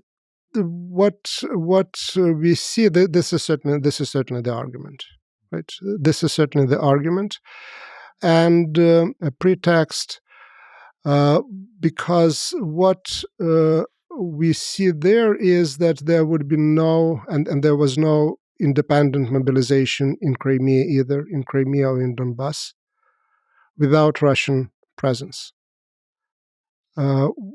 Without Russian occupation de facto of the Crimea, there would be no, and there was no before, at least in the previous 5 to 6 years, any mass mobilizations of Russians. There was none of such mobilizations in Donbass before Girkin and other people with military, with parts of military units showed up there. So it is an excuse. You've been to Ukraine. Mm-hmm. You know that Russian language is not persecuted in Ukraine. And if you've not been to Donbass, it would be or to the Crimea, it would be difficult to find one single Ukrainian school. Not that they didn't exist at all, but it would take quite an effort for you to find it. Or sometimes even to hear Ukrainian language outside either of the institutions or the farmers market. So that's the reality. That's the reality that is clear, that is visible. So imagine under those conditions and contexts that someone is persecuting ethnic Russians or Russian speakers. One, to believe in something like that, one important precondition is never to step your foot in Ukraine. I should mention, maybe this is a good moment to mention, when I traveled to Ukraine, this is after the start of the war, You mentioned farmers market, which is funny. Basically, every single person I talked to, including the leadership, we spoke in Russian. For many of them, Russian is the more comfortable language, even. And the people who spoke Ukrainian are more on the western side of Ukraine, and young people that are kind of want to show that in an activist way that they want to fight for the independence of their country. So I take your point. I wonder if you want to comment about language and maybe about the future of language in Ukraine. Is the future of language going to stabilize on Ukrainian, or is it going to return to its traditional base of Russian language? Very roughly, before the start of the war in 2014, we can talk about parity between Russian and Ukrainian, and also with, as you said, clearly Ukraine being a dominant language in the West and Russian being a dominant language on the streets, certainly in the east of the country. Then in between of that, to pause a number of these transitional areas. And Ukraine, in my experience, and I visited a lot of countries, not all of them, and probably maybe I will be still surprised, but in my experience, this is the only truly bilingual country that I ever visited. I lived in Canada for a long period of time. There is Quebec and the rest, and in Ukraine, you can talk in either Russian or Ukrainian in any part of the country, and you would be understood, and you would be responded in a different language with the expectation that you would understand. And if you don't understand, that means you don't come from Ukraine. That's the reality. The war and loss of the Crimea and partial loss of Donbass, if it's major industrial areas, really shifted the balance toward mostly Ukrainian-speaking regions. And also what you see, and you clearly pointed to that, starting with 2014, even a little bit earlier, the younger generation chooses Ukrainian as a marker of its identity. And that started in 2014, but we have a dramatic shift after 2022. And on the anecdotal level, I can tell you that I speak to people who be in Chernihiv at the time. This is east of Crimea at the time of the Russian aggression and bombardment and so on and so forth, who had passive knowledge of Ukrainian but spoke all their life Russian. And they would speak Ukrainian to me, and when I say, okay, why are you doing that? We know each other for decades, and you used Russian. And he said, well, I don't want to have anything in common with people who did that to us. So there is a big push, of course, with this current war. Now the question is whether this change is something that will stay or not. What is the future? Linguistic practices are very, very conservative ones. And we at the Harvard Ukrainian Research Institute have a project called MAPA, Digital Atlas of Ukraine, and we were documenting and mapping different data in time. And what we noticed, a spike in the people self-reporting of use of Ukrainian in 2014 and 2015, at the time of the start of the war, when the threat was the most clear one. This is self-reporting. That doesn't mean that people exactly do but they believe that that's what that they are supposed to do, and then return back to where it was by the year 2016 and 2017. So this dynamic can repeat itself, but given the how long the war is going on, how big the impact is, how big the stress is, and that the wave of the future is probably associated with younger people who are switching to Ukrainian. So I would my bet would be on Ukrainian language rising in prominence. So as we get closer to February of 2022, there's a few other key moments. Maybe let's talk about in July 2021, Putin publishing an essay titled "On the Historical Unity of Russians and Ukrainians." Can you describe the ideas expressed in this essay? The idea is very conveniently presented already in the first paragraph, in the first sentences, really, of the article, where Putin says that for a long time I was saying that Russians and Ukrainians were one and the same people, and here is the proof. This is the historical. He develops his historical argumentation apparently with the help of a lot of people around him. And he started to talk about Russians and Ukrainians being one and the same people 1 year before the start of the war in 2014. So in 2013, he was together with Patriarch Kirill on visit to Kiev, and there was a conference specifically organized for him in the Kievan Caves monastery, and that's where he stated that. The fact that he was with Patriarch Kirill is very important factor for understanding where the idea is coming from. This is the idea that was dominant in the Russian Empire of the 19th and the beginning of the 20th century, that Russians, Ukrainians, and Belarusians are really Great Russians, Little Russians, and White Russians, and that they constitute one people. Yes, there are some dialectical differences. Yes, Ukrainians sing well. Yes, they dance funny, but overall, that doesn't matter. And that idea actually was really mostly destroyed by the revolution of 1917. Because it wasn't just social revolution. That's how it is understood in US and good part of the world. It was also national revolution. It was an empire. It was a revolution in the Russian Empire. And to bring these pieces of empire back within the Soviet Union, the Bolsheviks had to make concessions.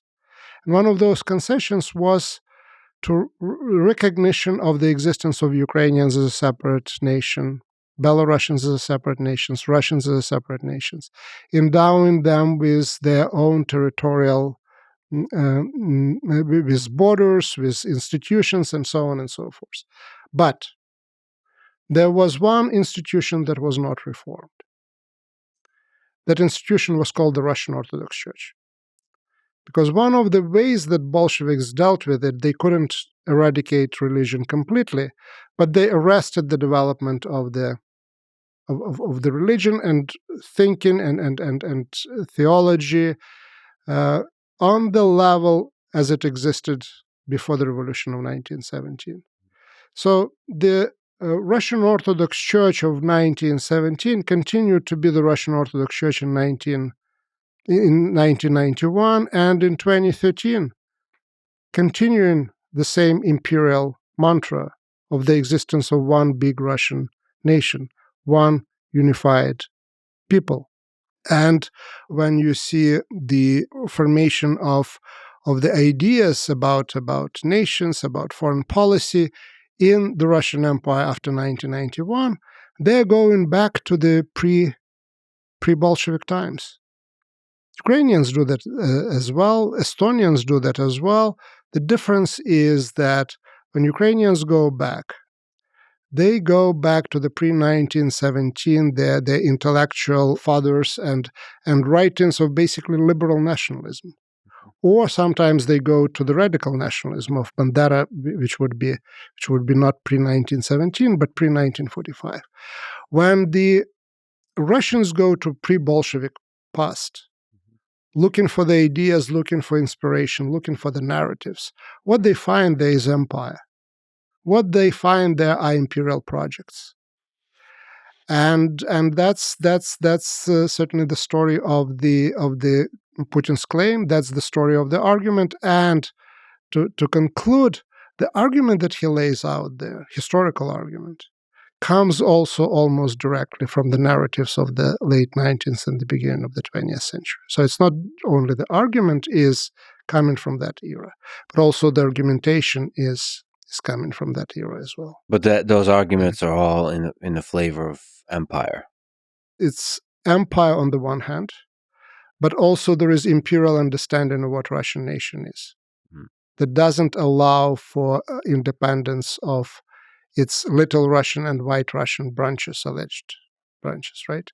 So what you see with the concept of the big Russian nation, that's late 19th, beginning 20th century.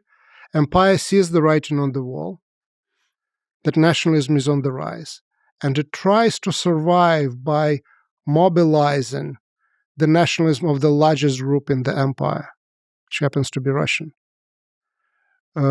Stalin is a big promoter of some form of Russian nationalism, especially during the war and after war.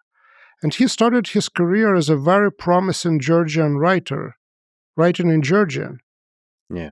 So he's not doing that for some personal affinity or cultural intellectual roots within Russian nation or Russian people.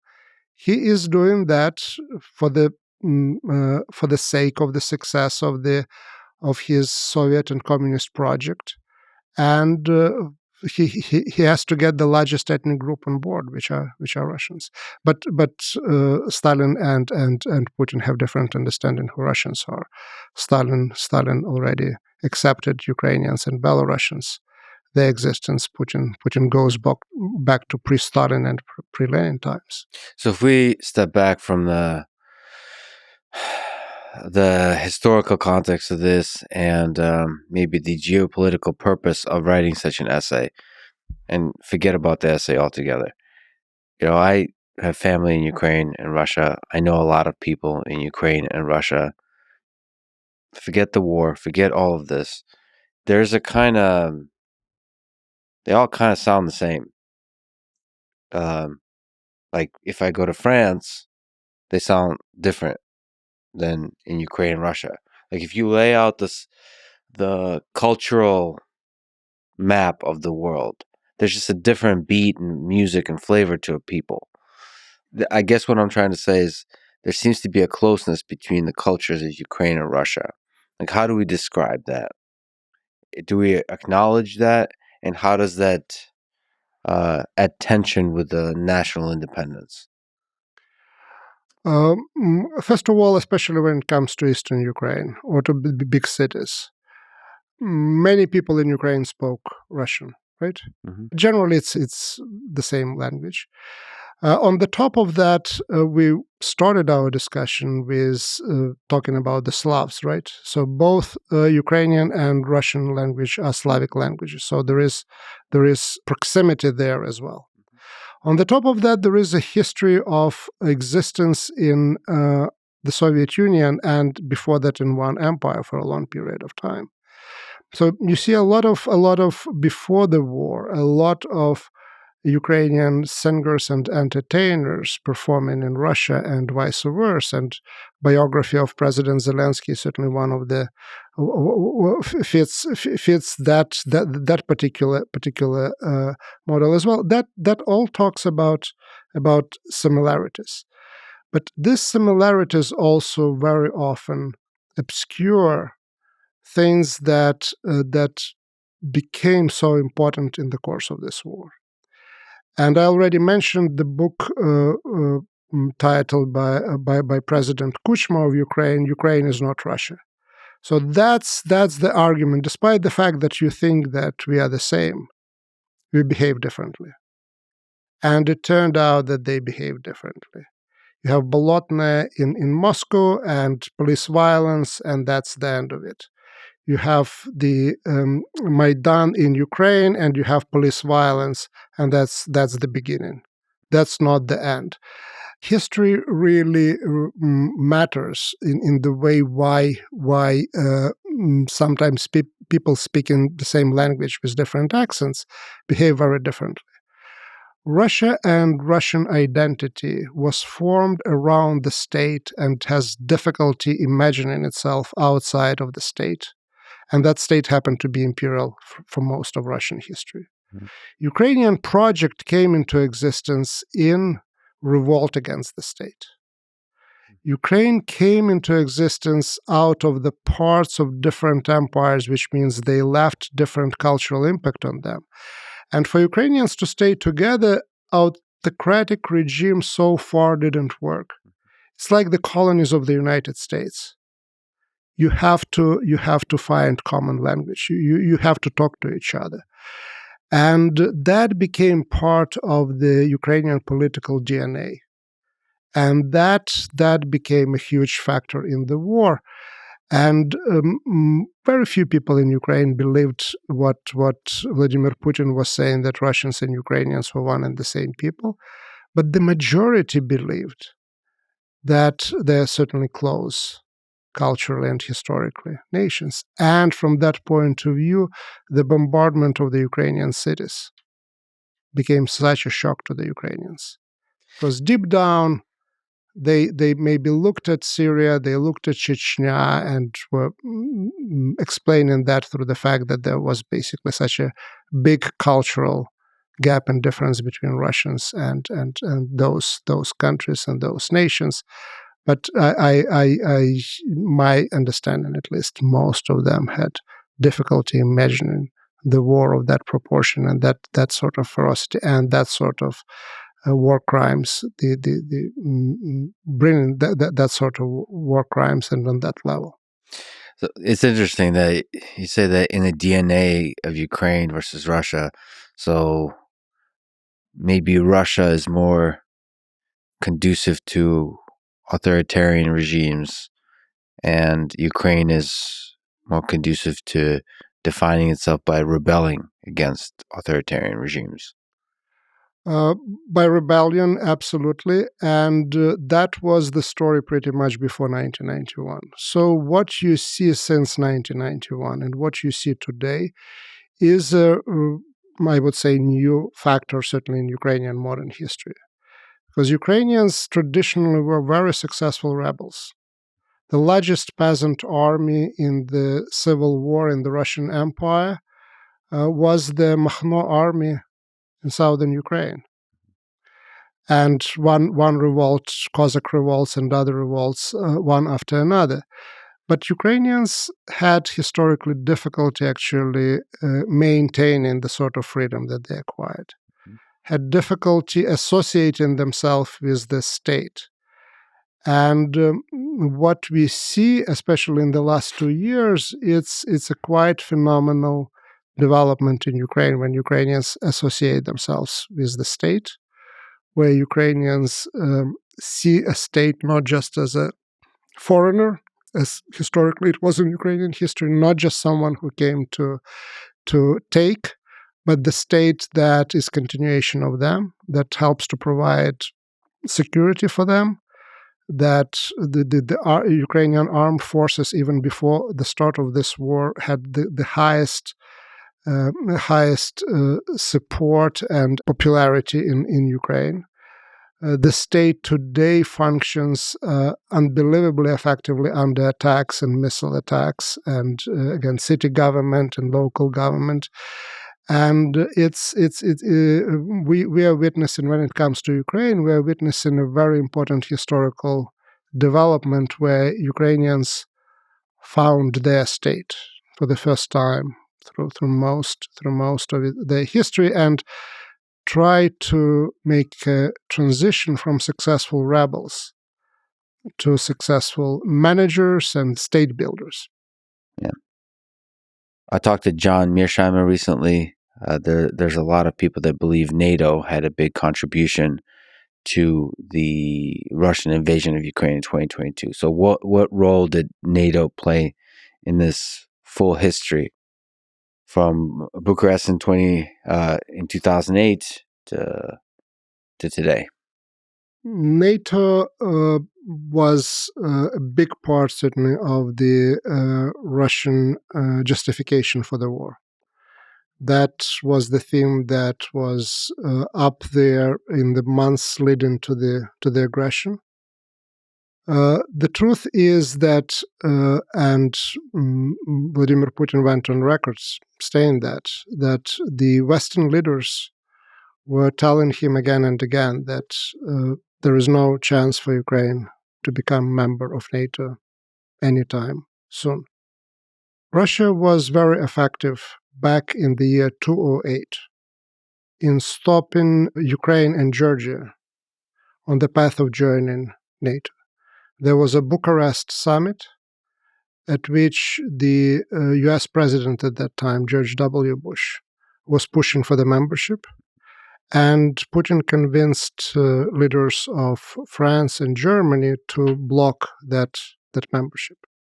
And after that, membership for Ukraine and for Georgia was really removed from the realistic agenda for NATO. And that's what the leaders of the Western world in the month leading to the February 2022 aggression were trying to convey to Vladimir Putin.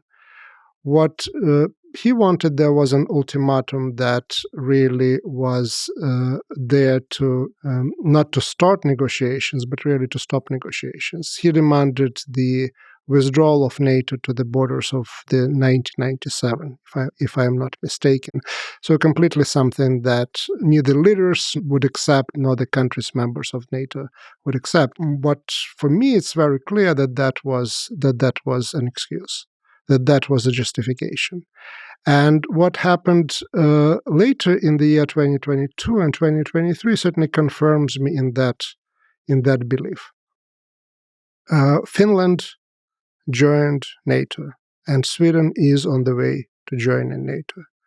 So Finland joining NATO increased border between Russia and NATO twofold and probably more than that.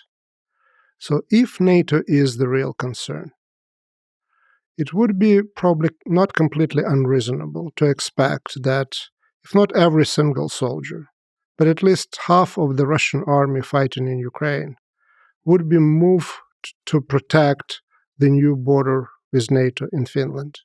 So I have no doubt that no one in Kremlin, either in the past or today, looks favorably or is excited about NATO NATO moving, or the countries of Eastern Europe joining NATO.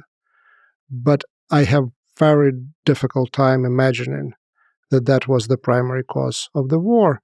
And what we see also, we talked about Tucker's interview.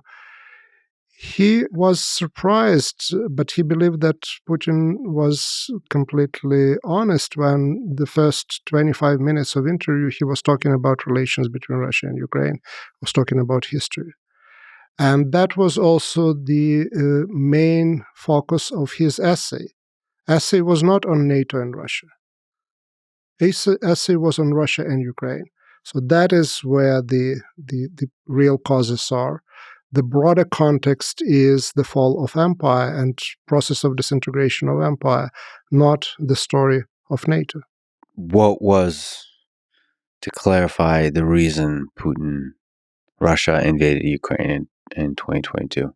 The immediate goal in 2014, when the war started, was to stop the drift of Ukraine toward the west and outside of the Russian sphere of influence. The invasion of 2022 perceived the same goals, keeping Ukraine in the Russian sphere of influence. Once we have the resistance, and quite effective resistance on the part of Ukraine, the Rammstein and coalition, international coalition in support of Ukraine, then we see the realization of Plan B, where parts of Ukrainian territory are being annexed and included in the constitution of the Russian Federation. So the two scenarios don't exclude each other, but if scenario number one doesn't work, then scenario number two goes into play. In the Gates of Kiev chapter, you write about Volodymyr Zelensky in the early days of the war. What are most important moments to you about this time? The first hours and days of the invasion.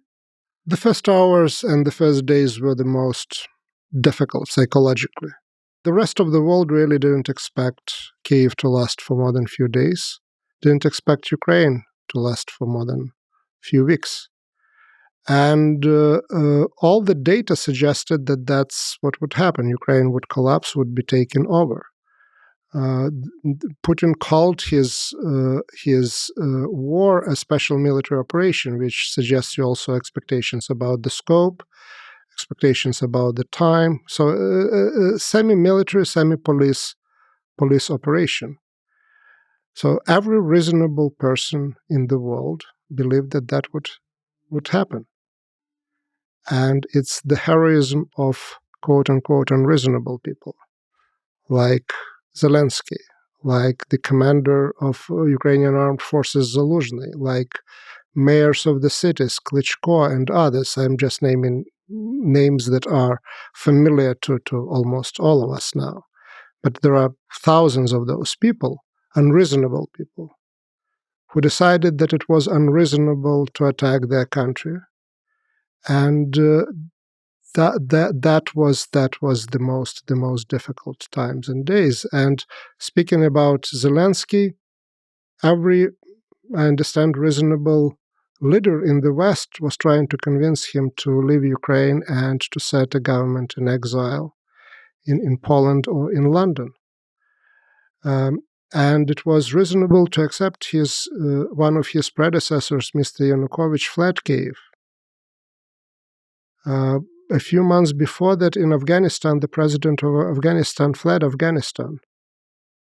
That was a reasonable thing to expect. And he turned out to be very, very unreasonable in that sense. That comes with the guts, his guts and guts people around him and Ukrainians in general. Why do you think he stayed in Kiev? This former comedian who played a president on TV when Kiev is being invaded by the second most powerful military in the world. Because I think he believes in things. And one of those things was that if he a president and he is in the presidential office, he is there to play his role to the end. And another thing, my personal, again, I never met Volodymyr Zelensky. My personal understanding of him is that he has talent that helped him in his career before the presidency and then helps now. He feels the audience and then channels the attitude of the audience and amplifies it. And I think that another reason why he didn't leave Kyiv was that he felt the audience. The audience in that particular context were the Ukrainians. So he had a sense that the Ukrainians would unify, because he was quite, if you look at the polls before the war, quite unpopular.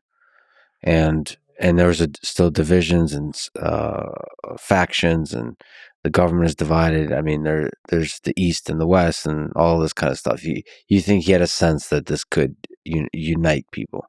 The East and the West was not already such an issue after Crimea and part of Donbass being gone. So Ukraine was much more united than it was before. He brought to power his, before that, really non-existent party of regions on his personal popularity. But the important thing is that he created a majority in the parliament which really reflected the unity that existed among Ukrainians that was not there before. He won with 73% of the population of those who took part in the elections. His predecessor, Petro Poroshenko, also carried 90% of the precincts, and the same happened with Zelensky. So the country unified after 2014 to a degree it was impossible to imagine before, and Zelensky felt that. Zelensky knew that, and that's where the talent of politician really matters. So that's something that you can see beyond just data, and you can feel that. Apparently, Yeltsin had that ability. Why did the peace talks fail? There was a lot of peace talks. Well, the main reason is that the conditions that Russia was trying to impose on Ukraine were basically unacceptable for Ukraine. Because one of the conditions, apart from this strange thing called denazification, was, of course, de facto loss of the territory, and for the future, really staying outside either of NATO or any Western support, which was very clear. You can buy a couple of weeks, you can buy a couple of months, but in the conditions like that, Russia will come back tomorrow and will take over everything. And once Ukrainians realize that they can win on the battlefield, once the Russians were defeated and withdrew from Kiev, the opportunity emerged to get out of the negotiations, which was very clear were leading, if not today, then tomorrow, to the complete destruction of Ukraine. And then, of course, once the territory started to be liberated, things like Bucha and massacres of the civilian population came to the fore, which made also quite difficult, if not impossible, to conduct negotiations from this moral and emotional point of view. What about the claims that, Boris Johnson, the West, compromised the ability of these peace talks to be successful? Basically, kind of manipulated the talks. I asked people who accompanied Boris Johnson to Kiev that question. The answer was no, and I believe this answer, and I'll tell you why. Because it is very difficult for me to imagine President Zelensky to take orders from anybody in the world, either Boris Johnson or Joe Biden or anybody else, and basically doing things that Zelensky believes are not in his interest or in the interest of his country. I just can't imagine that anybody in the world telling Zelensky what to do and Zelensky actually following it against his own wishes and desires, at least if that is possible. What is in the public sphere doesn't allow us to suggest that it is. That said, Zelensky is a smart man, and he knows that the war can only continue with the West's support. That is a different supposition to know that it can continue with the West's support. But if we are talking about withdrawing from the negotiations, that's not about the continuation of the war. For that, you don't need Western support. Well, what I mean is, if he started to sense that the West will support no matter what, then maybe the space of decisions you're making is different. We can interpret that way. But Boris Johnson represented, at that point, Britain, not the United States. And really what the war showed, and it was clear already at that time, that what was needed was massive support from the West as a whole. And the promise of that support came only after the West realized that Ukraine can win, and came only in late April with the Ramstein, so at least a few weeks later. So I don't know how much Boris Johnson could promise. He probably could promise to try to help and try to convince and try to work on that. If Zelensky acted on that promise, he certainly was taking a risk. But the key issue, again, I'm going back where I started, it's a principle, an acceptance for Ukraine, the conditions that were offered. And Ukraine was, the moment they saw the possibility that they could fight back with Johnson's support, without Johnson's support, they took the chance. So what are the ways this war can end, do you think? What are the different possible trajectories, whether it's peace talks? What does winning look like for either side? What is the role of U.S.? What trajectories do you see that are possible? It's a question on the one level very easy to answer, on the other very difficult. The level on which it is very easy, it's a broad historical perspective. If you really believe, and I believe in that this is the war of the Soviet succession, that this is the war of the disintegration of empire, we know how the story ends. And they end with disintegration of empire. They end with the rise of the new states and the appearance of the new colored spots on the map. That's the story that started with the American Revolution. So that's long-term perspective. The difficult part is, of course, what will happen tomorrow. The difficult part is what there will be in 2 days or even in 2 years. And in very broad terms, the war can end in one of 3 scenarios: the victory of one side, the victory of another side, and a sort of a stalemate and compromise, especially when it comes to the territories. This war is already approaching the end of the second year.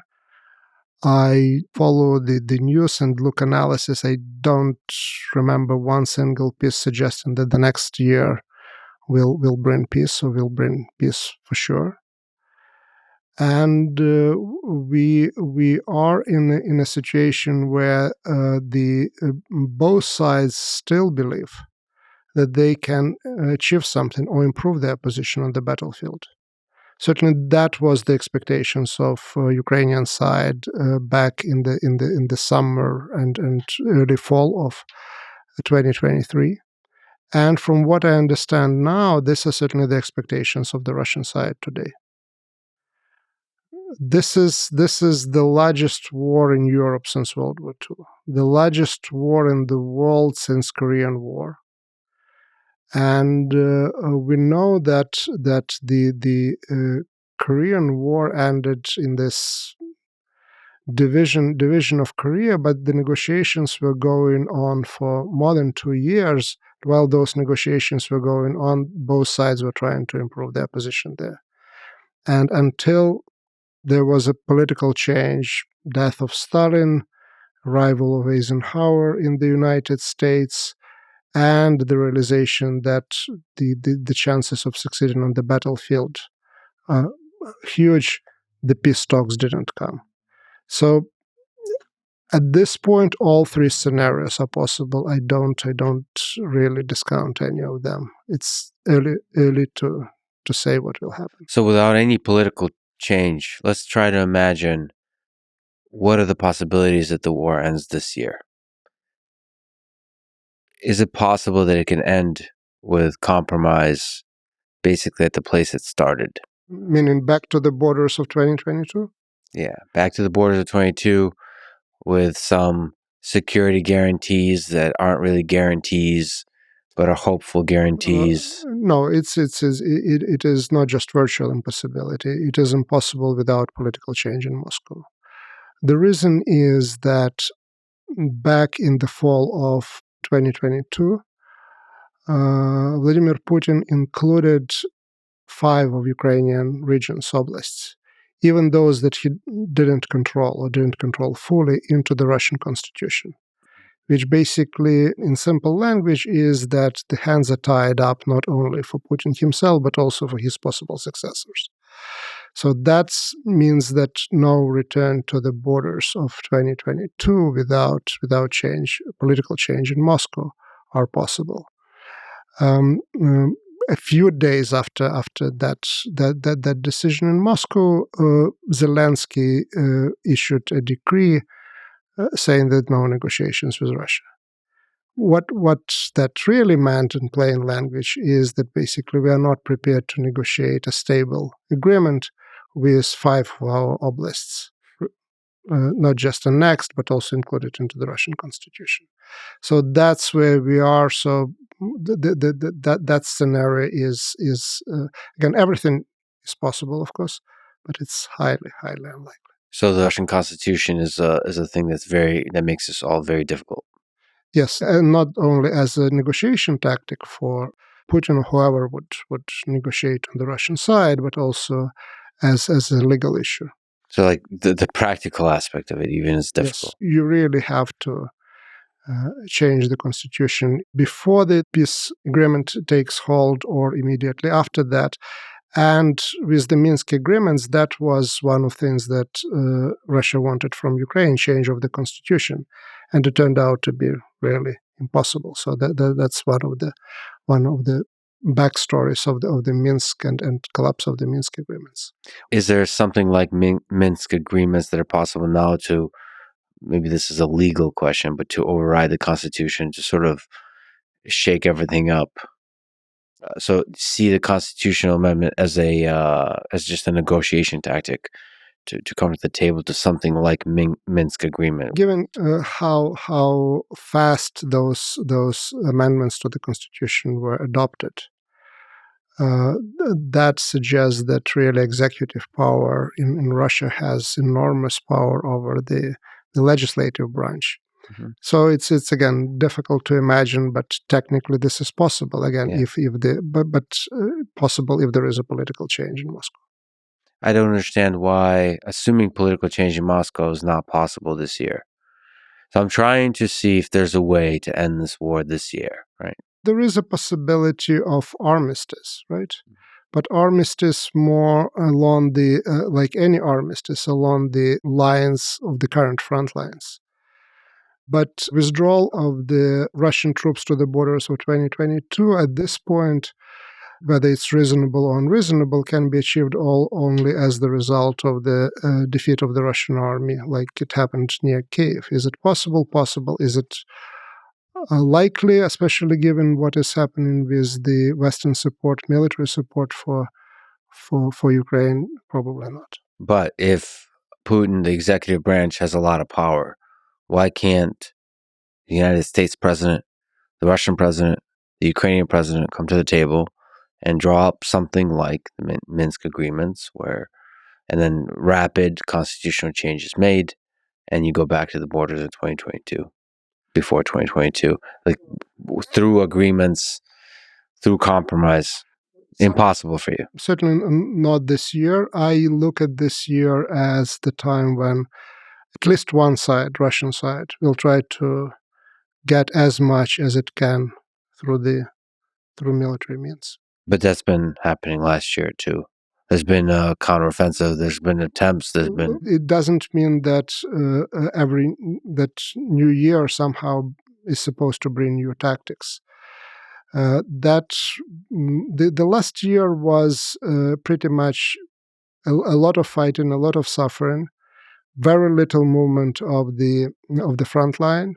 The biggest change of the last year was Ukraine victory on the Black Sea, where they pushed the Russian Navy into the western part of the pond and restored the grain corridor and export from Odessa, apparently up to 75% of what it used to be before the war. So that's the only major change. But again, the price is enormous in terms of wealth, especially in terms of lives. So thinking about what 2024 brings, Zelensky just fired Ukraine's head of the army, a man you've mentioned, General Valerii Zaluzhnyi. What do you make of this development? This is a very, very dangerous moment in the war.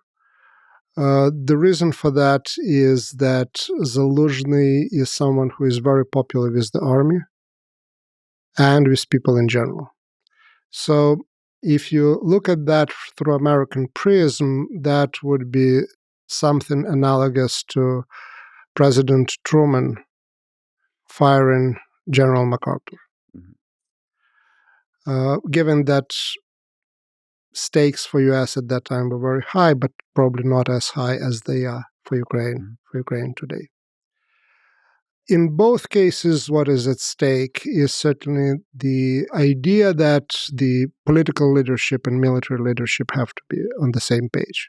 And the question is whether, on the part of Zelensky, this is just the change of the leadership, or this is also the change of his approach to the war. And then can mean many things. One can mean him taking more active part in planning operations. It can mean also possible change of the tactic in the war, given that counteroffensive didn't work out. We don't know yet. I don't know whether President Zelensky at this point knows exactly what will come next. But this is the time when the change of the leadership in the country and in the army that is at war, it's one of the most trying, most dangerous moments. So the thing that President Zelensky expressed is that this is going to be a change of tactics, making the approach more technologically advanced, this kind of things. But as you said, I believe he is less popular than the chief of the army, Zaluzhnyi, 80% to 60%, depending on the polls. Do you think it's possible that Zelensky's days are numbered as the president, and that somebody like Zaluzhnyi comes to power? What we know is that in this war, Ukrainian people really united around their president. And the armed forces were always, even before the start of the war, more popular than was the presidential office. So the change, if happened in that realm, was not so dramatic. And from what I can see from social media in Ukraine, there is a lot of unhappiness, a lot of questions, but there is also realization, and very strong realization, that country has to stay united. And certainly the behavior of Zaluzhnyi himself is there basically not suggesting any sort of a Prigozhin type of scenario. That gives me some hope, actually a lot of hope. And in terms of whether Zelensky's days are numbered or not, I don't think they're numbered. But if Ukraine stays a democracy, and I believe it will stay, what comes to my mind is the story of Churchill, the story of de Gaulle, in Poland, the story of Pilsudski. So once the war is over, really, the electorate in the democratic elections, they want to change the political leadership. They want to move forward. But Pilsudski came back to power, and de Gaulle came back to power, and Churchill came back to power.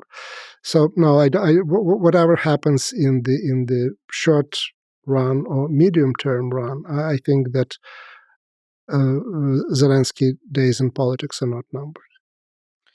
So what to you is interesting? For example, if I get a chance to interview Zelensky, what to you is interesting about the person that would be good to ask about, to explore about the state of his mind, his thinking, his view of the world as it stands today? Next month, we're supposed to take place Ukrainian elections. They're not taking place because the majority of Ukrainians don't think this is the right thing to do, to change the president, to have the elections, to have a political struggle in the middle of the war. So Zelensky refused to call those elections, despite the fact that he is and continues to be the most popular politician in Ukraine. So it would be to his benefit, but that's clearly not what the Ukrainians want. But the question of continuing as the president beyond 5 years also, one way or another, would raise questions about the legitimacy. And certainly Russia will be playing this card like there is no tomorrow. And what I would be interested in asking Zelensky about, whether he sees that his second term, which comes on those conditions, would suggest a different attitude toward the opposition, maybe some form of the coalition government, like it was the case in Britain with Churchill, under different circumstances, of course. Or this is basically, in his opinion, something that would be destructive and something that would really be an impediment for the issue, for the question of unity and war effort. And I would ask this question not to basically suggest that that's the way to go, but I would be very much interested to hear what is his thinking about that is. Do you think there's a degree during wartime that the power that comes with being a war president can corrupt a person, sort of push you away from the democratic mindset towards an authoritarian one? I think that there is a possibility of that, right? You, in the conditions of any emergency, a war, in the case of the Soviet Union, there was a Chernobyl disaster and so on and so forth. You make decisions much faster. You create this vertical, and then it's very easy to get really used to that way dealing with the issues in the conditions of emergency, right? And then either continue emergency or with no emergency, they are continuing the emergency mode. I think, again, that would be a very, very natural thing for any human being to do, to make it easier. Should I do that easier and in more effective way, or should I do the right way? That's a challenge. It's sometimes it's difficult to answer this question. Let me stay in power for just a little longer to do it the efficient way. Yep. And then time flies away, and all of a sudden you're going for the third term and the fourth term. And suddenly it's easy to realize that actually you can't rule in any other way. You just, whatever skills you had or people around that can help is that already gone. Exactly. The people that surround you are not providing the kind of critical feedback necessary for a democratic system. One of the things that Tucker said after his interview with Putin, he was just in his hotel, just chatting on video. And he said that he felt like Putin was not very good at explaining himself, like a coherent whole narrative of why the invasion happened. It's just this big picture.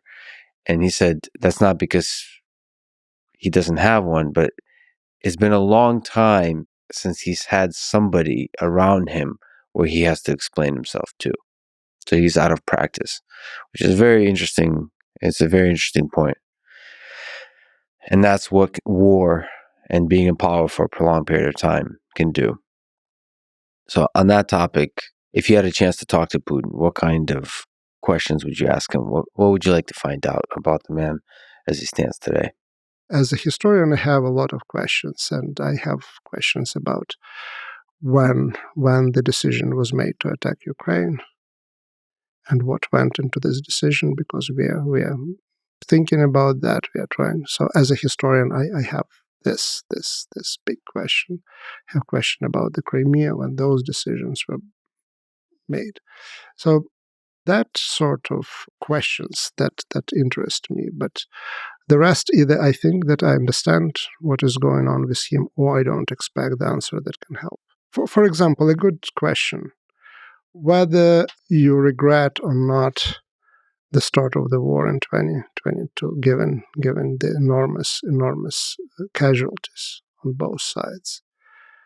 But you can't expect from a politician an honest answer to this question. right? So there are questions to which I know he can't answer honestly, and then there are other questions to which I think he already provided all answers that he could. So what for me is of interest are basically questions for a historian about the timing and the logic of particular decisions. Well, I do wonder how different what he says publicly is from what he thinks privately. So a question about when the decision to invade Ukraine happened is a very good question to give insight to the difference between how he thinks about the world privately versus what he says publicly. Yeah. And same about about empire. Because if you ask Putin, he will say he has no interest in empire and he finds the notion silly. But at the same time, perhaps privately, there's a sense in which he does seek the reunification of the Russian Empire. Not in the form of the Russian Empire, not in the form of the Soviet Union, but certainly in some form of the Russian control. That's for me at least. It's quite clear. Otherwise, there would be no busts to the Russian emperors and Catherine and Peter and others. You wrote in your book titled "The Frontline: Essays on Ukraine's Past and Present" about the Russian question. I guess articulated by Solzhenitsyn first in 1994. Solzhenitsyn, of course, is the author of Gulag Archipelago. He's half Ukrainian. What is the Russian question? Solzhenitsyn clearly identifies himself as Russian. And his opposition to the communist regime was a position of a Russian nationalist. So his argument was that communism was bad for Russia. And for him, Russian question is about the Russians, ethnic Russians, but also he was thinking about Russians in Putin's terms, or Putin thinks in Solzhenitsyn's terms, about Ukrainians and Belarusians constituting part of that. So the Russian question is the biggest tragedy of the 20th century, the division of the Russians, the loss of the statehood and division of the Russians between different states. This is for Solzhenitsyn Russian question. And his original idea and plan was presented in the essay that he published in 1990, which was called How We Should Restructure Russia. And restructure Russia meant getting rid of the Baltics, Central Asia, and Caucasus, and have Russians, Ukrainians, and Belarusians, including those who live in northern Kazakhstan, to create one nation state. So he was a Russian nationalist, but he was thinking about Russian nation state as the state of Russians, Ukrainians, and Belarusians. And once the Soviet Union collapsed and his idea was not implemented, in the 1990s he formulated Plan B, taken over by Russia of Donbass, Crimea, and southern Ukraine, the areas that now are included in the Russian constitution. So in historical terms and intellectual terms, what is happening today in the war between Russia and Ukraine is the vision on one level or another level that was formulated by the Nobel laureate Alexander Solzhenitsyn, half Russian, half Ukrainian. If there is such a thing, what would you say is the Ukrainian question as we stand today? The Ukrainian question is very simple. It's not anymore acquisition of the nation state, but actually a sovereign state. But it's maintenance. So it's Ukrainian question is like dozens of other questions in the 20th and 21st century.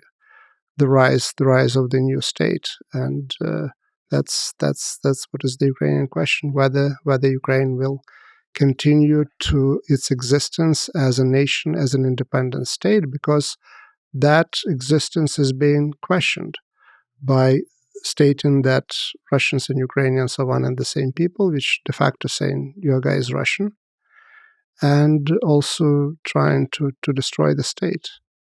Is it possible that if the war in Ukraine continues for many more years, that the next leader that follows Zelensky would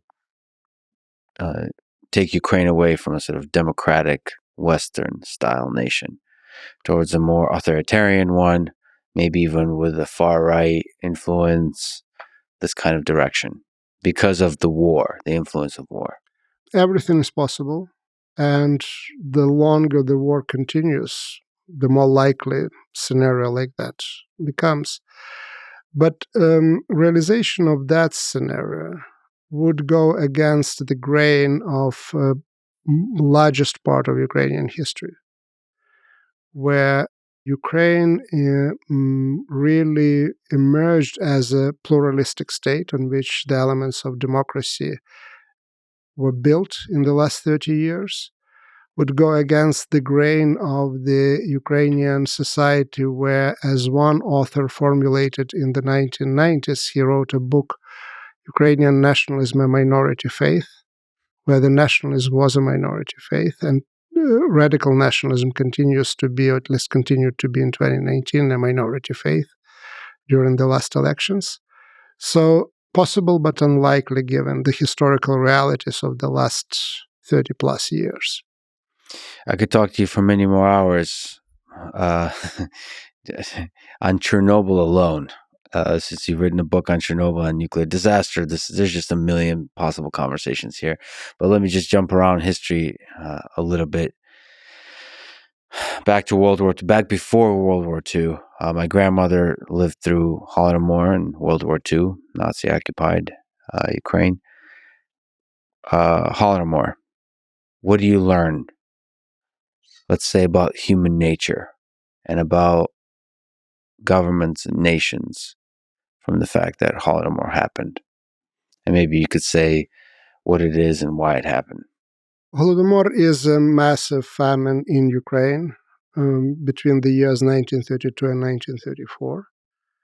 And it happened as the result of forceful collectivization of the agriculture and attempt on the part of Stalin also really roll Ukraine into the Soviet Union with basically no potential opposition from Ukraine, now national communists. So two things came together in December of 1932 when, in the same decree, Stalin and Molotov signed a decree on the requisition of the grain, which led eventually to the mass starvation, and on the banning of Ukrainian language publications and education out in other Soviet republics outside of Ukraine, and introducing limitations on the so-called Ukrainization policies. So on the use of Ukrainian language in Ukraine itself. And the numbers are debated.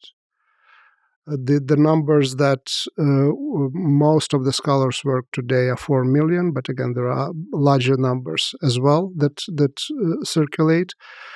And this is the famine of 32-33 was not exclusive Ukrainian phenomenon, but most of Ukraine in the Soviet Union died in Ukraine, and Ukraine was the only place where the policy on collecting grain were coming together with the policy of the cleansing of the political leadership, sending people from Moscow to take over the leadership and attack on Ukrainian culture.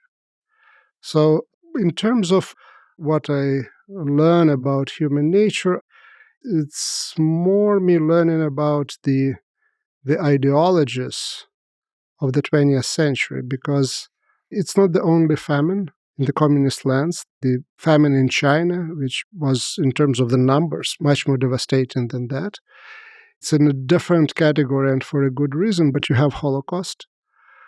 What unites these things is the time. This is 20th century. What unites them are the dominance in the societies that are doing that, really ideologies that not just devalued human life, but considered that actually the way forward is by destroying large group of populations defined ethnically, religiously, socially, or otherwise, which tells about the time, but tells also about humanity, because for centuries before that, human life was valued. There were enemies, but the idea was that human life can put, and you can, at the end of the day, they can be slaves. They can be, you can use them for productive force. Countries in the 18th century with southern Ukraine, they were looking for settlers, for people to bring and live on land. You move into the 20th century and there is mass destruction of the population in the name of ideologies, which basically are, by definition, destroy human lives. And that's what's really so shocking and striking, because that's that break with not just with issues of morale, not just with issues of humanity, with any common sense, what is happening. And I am absolutely convinced that we didn't learn the lesson. I am absolutely convinced that we didn't learn the lesson. With turning our page on fascism and communism, we somehow decided that we are free of that. That at least in those terms, history came to an end. That what is ahead is the future, and nothing of that sort would happen, would take place, to a degree that people would get in trouble for comparing any statements or events that are happening today with either communism or fascism. And so I feel responsibility of myself, and as a historian in particular, for not doing a better job about telling people that, well, we are who we are, and we have as humans our dark side, and we have to be very careful.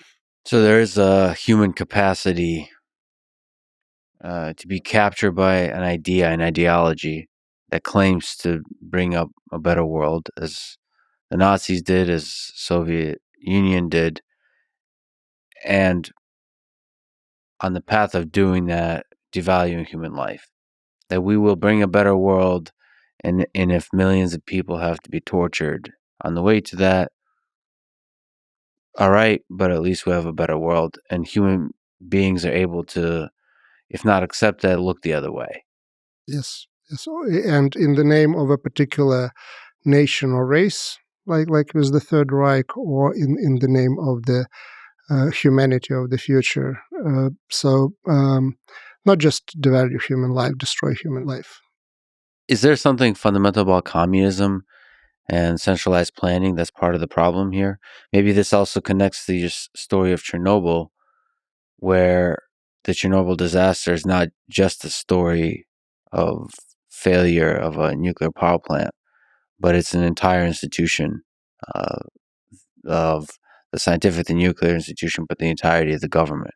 There is. And there is a number of factors of political and social character that produced Chernobyl. And one of them is generally the atmosphere of secrecy in the Soviet Union in the conditions of the Cold War. Chernobyl reactor was a dual-purpose reactor. It could boil water today and produce enriched uranium tomorrow, right? So it was top secret.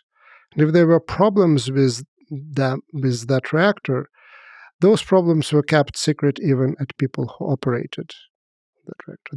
That's what happened. That's what happened in Chernobyl.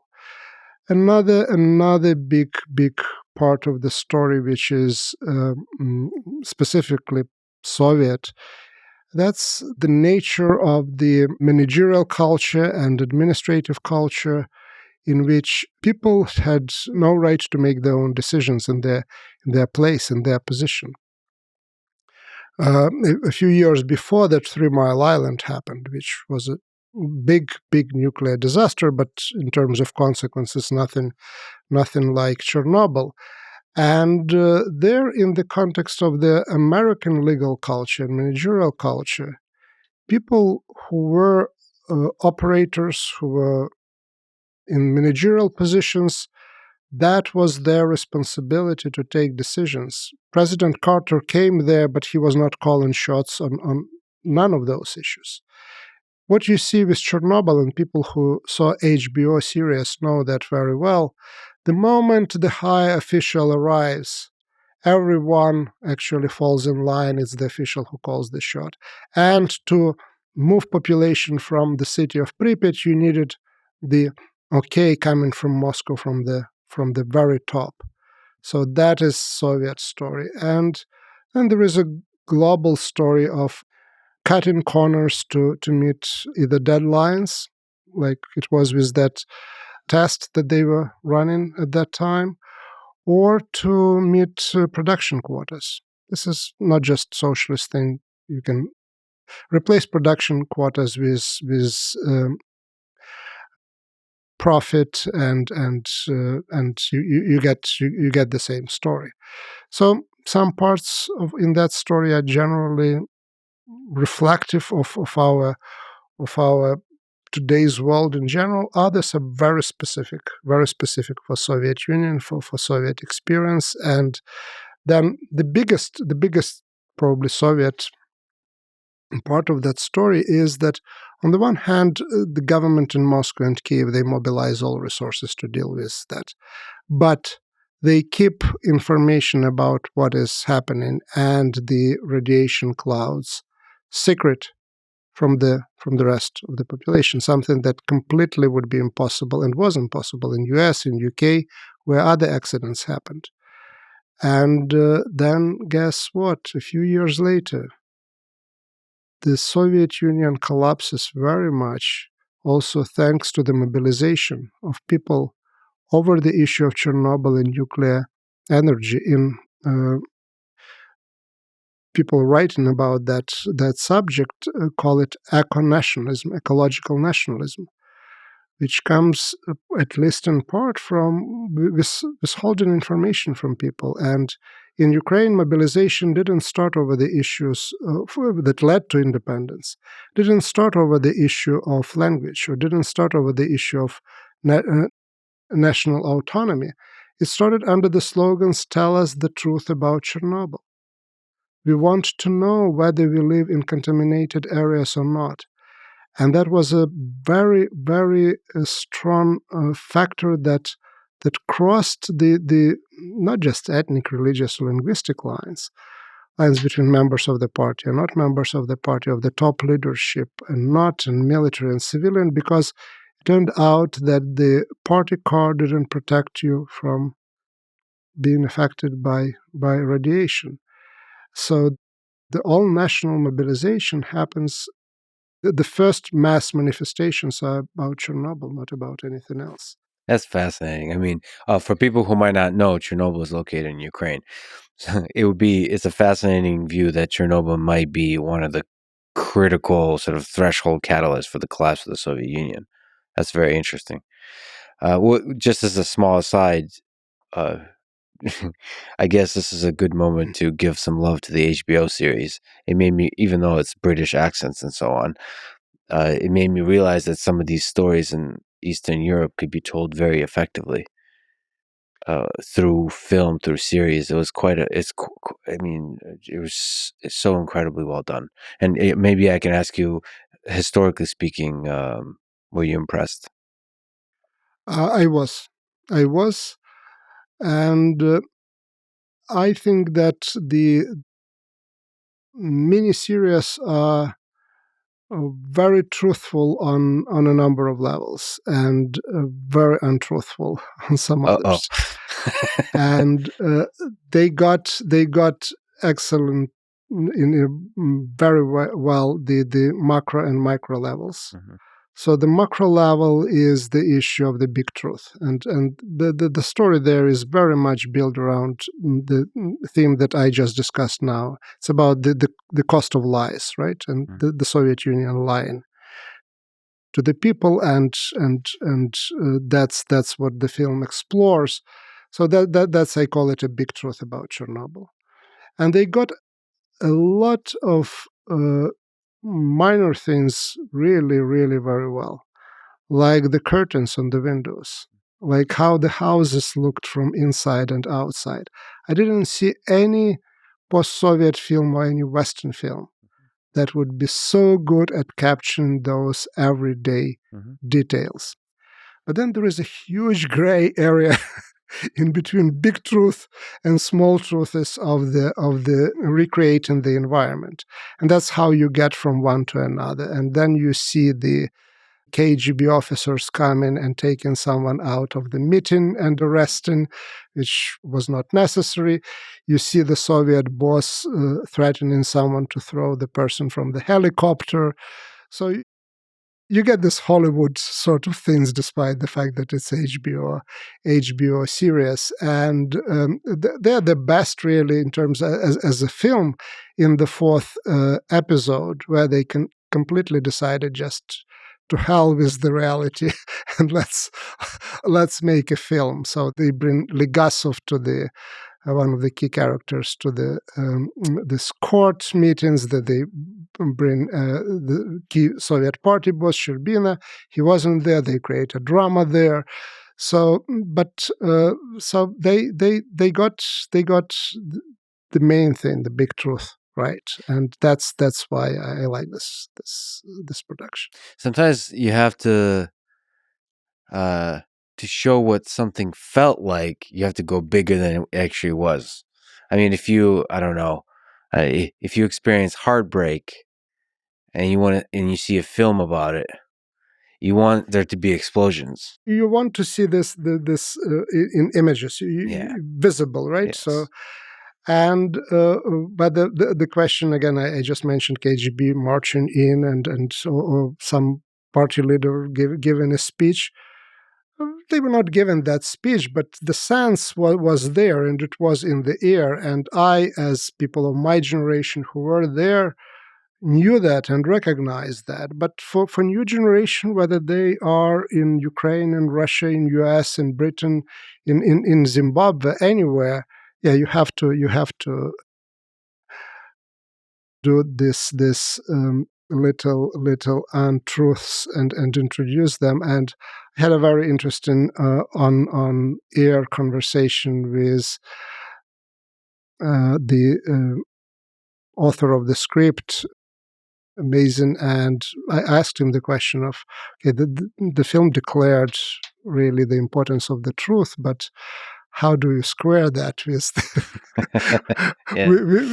with the need in the film to really put it mildly, to go beyond the measures of truth, whatever understanding of that term is. Well, I suppose it is a bit terrifying that some of the most dramatic moments in history are probably quite mundane.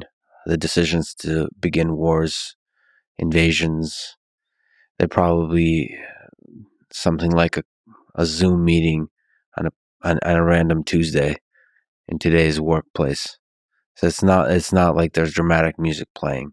These are just human decisions, and they command armies and they command destruction.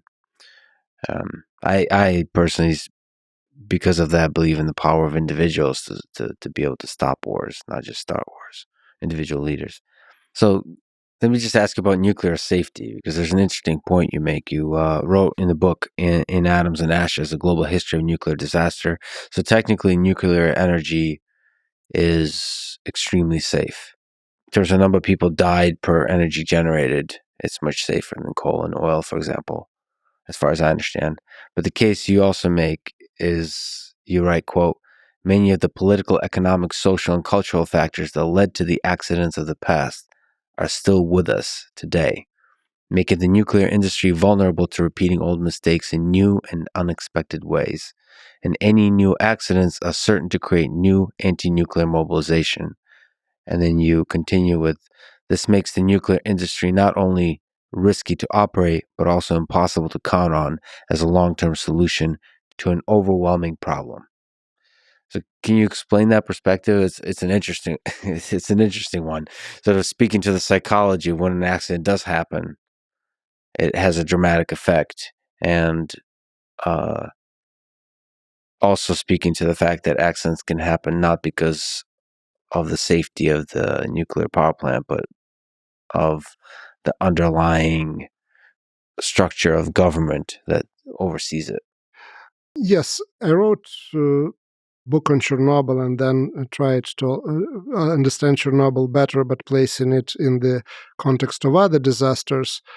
As a historian, and was looking at the political factors and social factors and cultural factors, not the physics or engineering part of the story.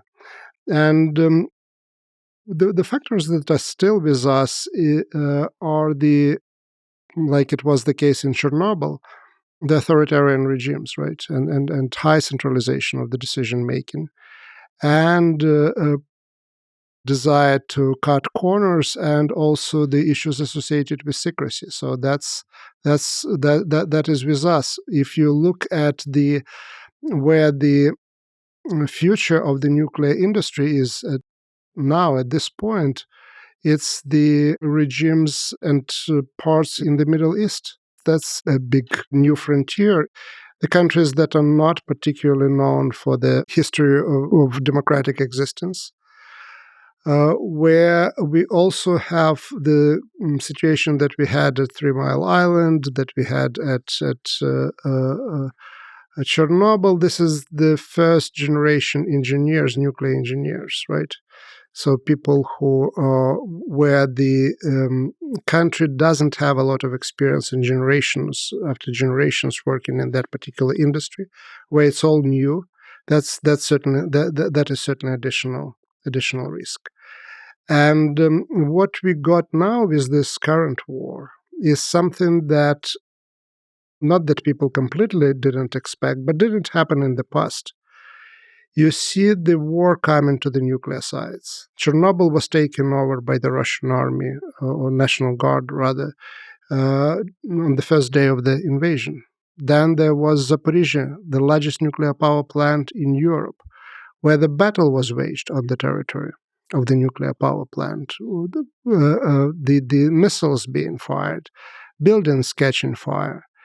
And the situation that brought the Fukushima disaster was there at Zaporizhzhia more than once. And Fukushima came because the reactors were shut down, as they are at Zaporizhzhia, but they still needed electricity to bring water and to cool them down. Mm-hmm.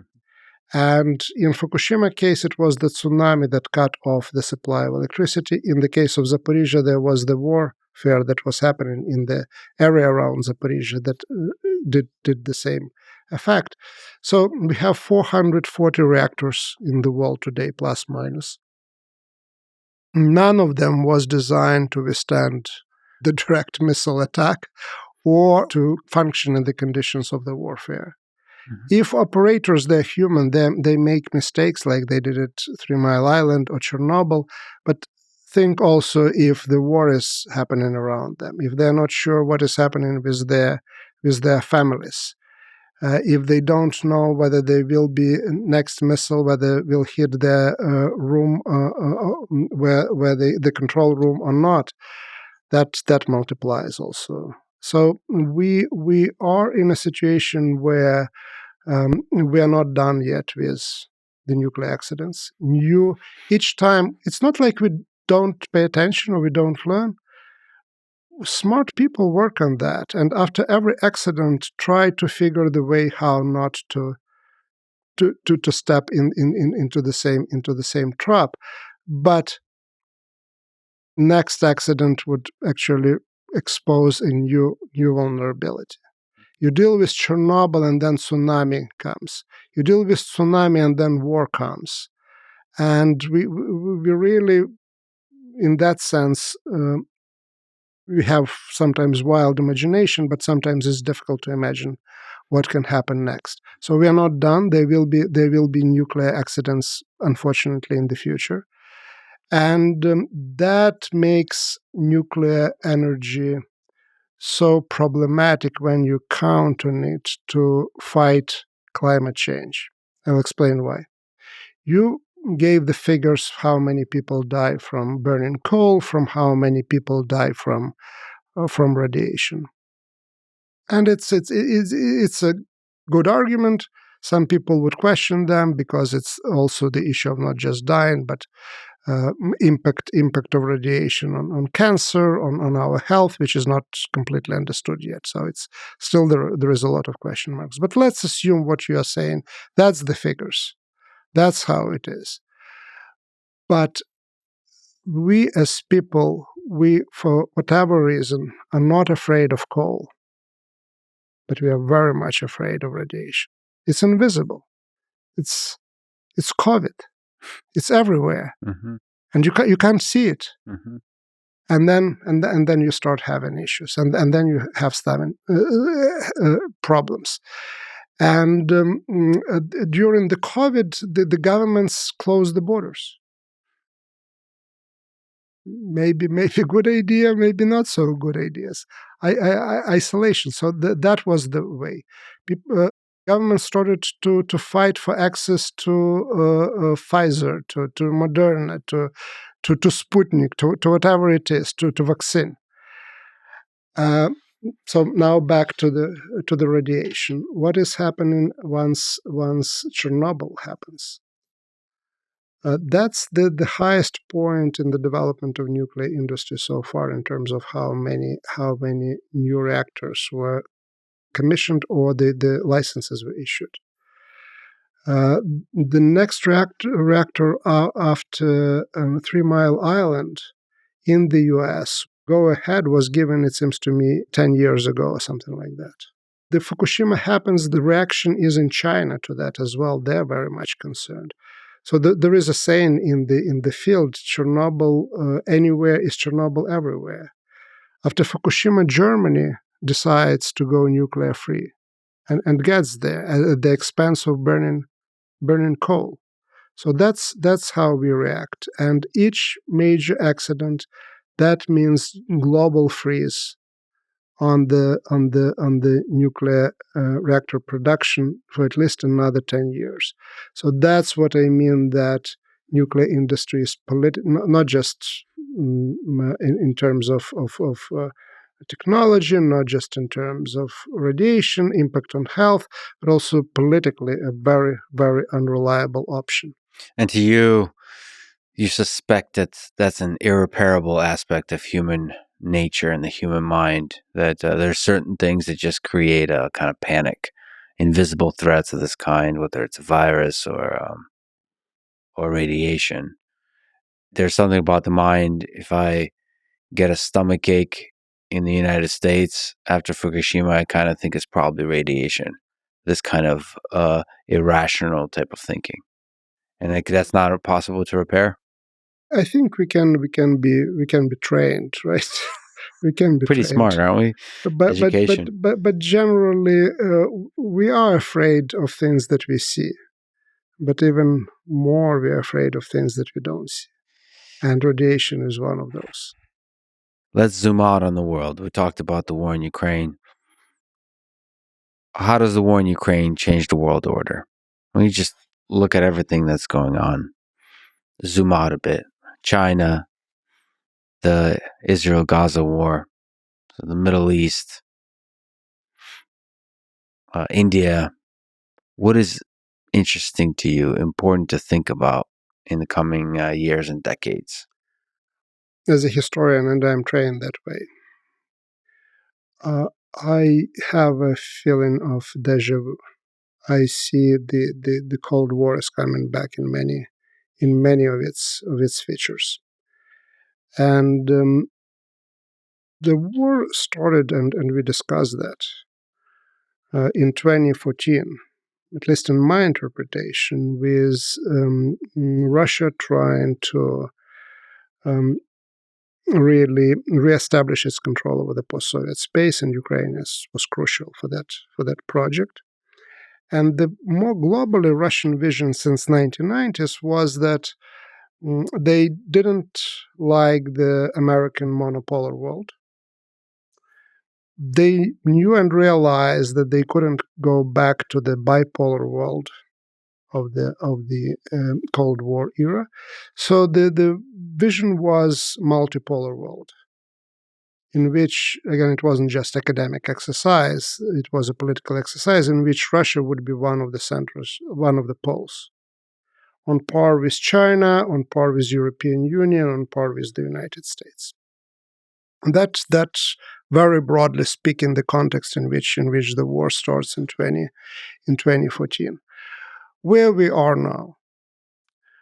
Well, we are now in Russia certainly trying to regain its military strength, but no one actually believes that Russia is the sort of a superpower it was imagined before 2022. We see certainly Russia finding the way to deal with the sanctions, but we don't see certainly Russia as a economic power with any sort of a future. So it is not an implosion of the Russian military, economic, and political power, but it's significantly, actually, it is diminished. So today, very difficult to imagine the Russia emerging as another pole of the multipolar world. Not impossible, but the war certainly made that very problematic and much more difficult. On the other hand, what the war did, it basically awakened the West, the old West, United States and Western Europe, transatlantic alliance.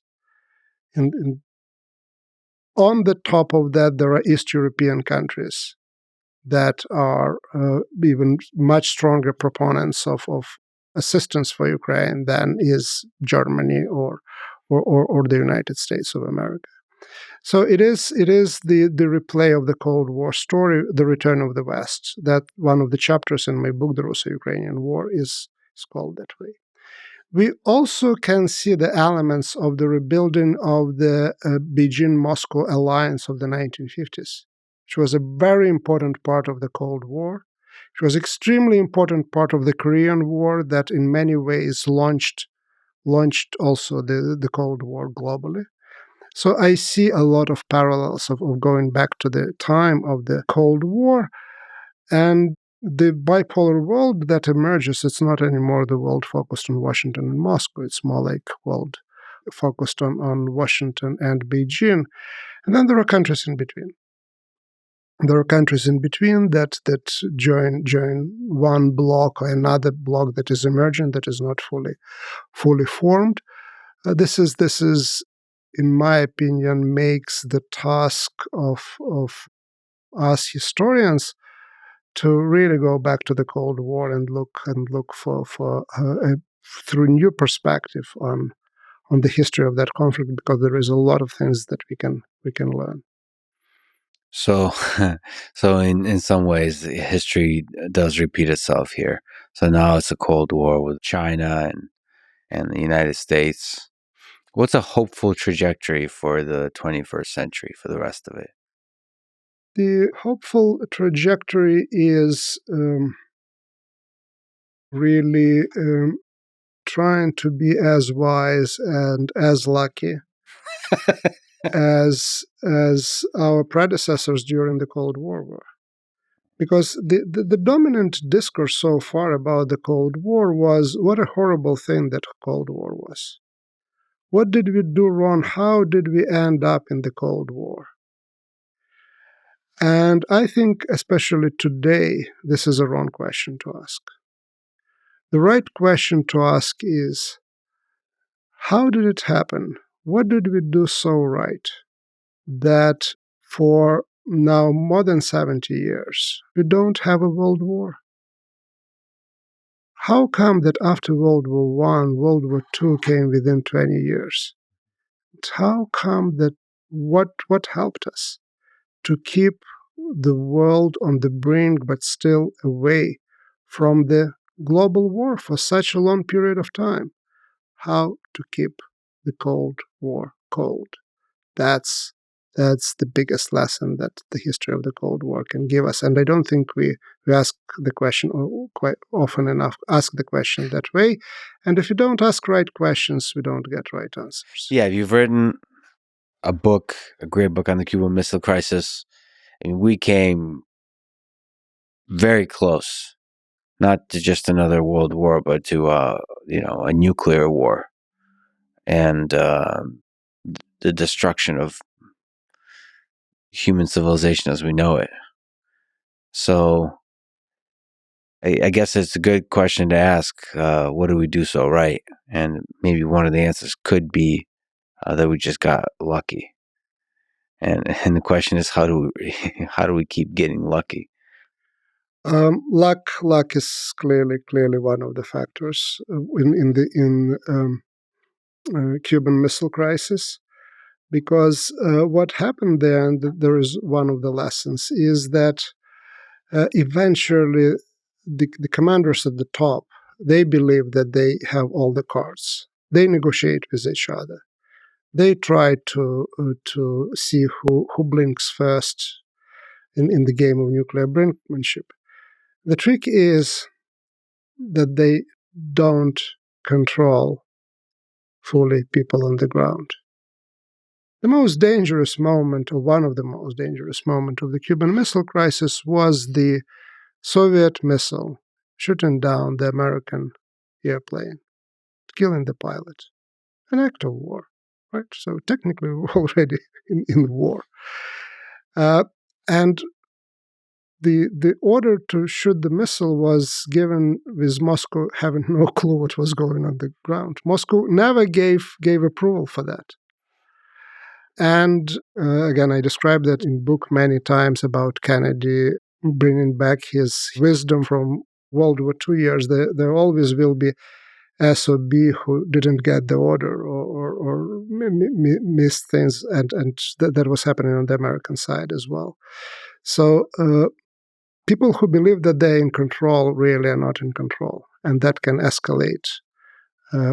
Whether they very often against their wishes. So that is one lesson. But going back to why we're still here, and why the world didn't end up in 1962 is that the leadership, and that's I come to the issue that you strongly believe in, that personalities matter, leaders matter.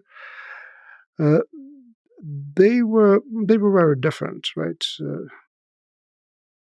Age, education, political careers, understanding what politics are, and so on and so forth. You mean Khrushchev? Khrushchev and Kennedy, yes.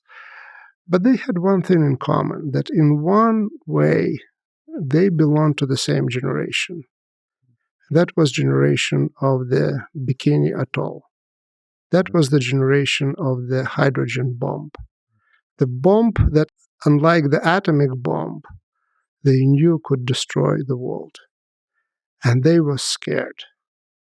They were scared of the nuclear weapons. And they tried to do whatever they could, pushing against their advisors or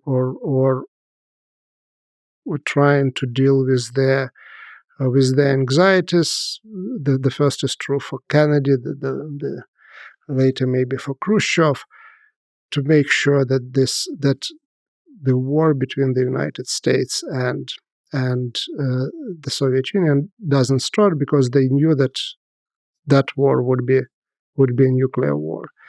So we have a very, very paradoxical sort of situation. The crisis occurred because of the nuclear weapons, because Khrushchev put them on Cuba. But the crisis was resolved, and we didn't end in the Third World War because of the nuclear weapons, because leaders were afraid of them. And that's where I want to put emphasis. It's not that the nuclear weapons created crisis or solved the crisis. It's basically our perception of them. And we are now in the age after the Cold War era, with the new generation of voters, with the new generation of politicians. We don't belong to the generation of bikini at all. We maybe know what bikini is, but we think that this It's is a different thing. Yeah, that this is something else, and it's very important. it's so fascinating how that fades into memory. That the power and the respect and fear of the power of nuclear weapons just fades into memory, and then we may very well make the same mistakes again. Yes, we can. Another leader said that, I believe, but about a totally different topic. Well, like you said, I'm also glad that we're here, more as a civilization, that we're still seem to be going on. There's several billion of us, and I'm also glad that the two of us are here. I've read a lot of your books. I've been recommending it. Please keep writing. Thank you for talking today. This was an honor. Thank you very much, Lex. It was a pleasure. Thanks for listening to this conversation with Serhii Plokhy. To support this podcast, please check out our sponsors in the description. And now, let me leave you with some words from Ernest Hemingway. Never think that war, no matter how necessary, nor how justified, is not a crime. Thank you for listening, and hope to see you next time.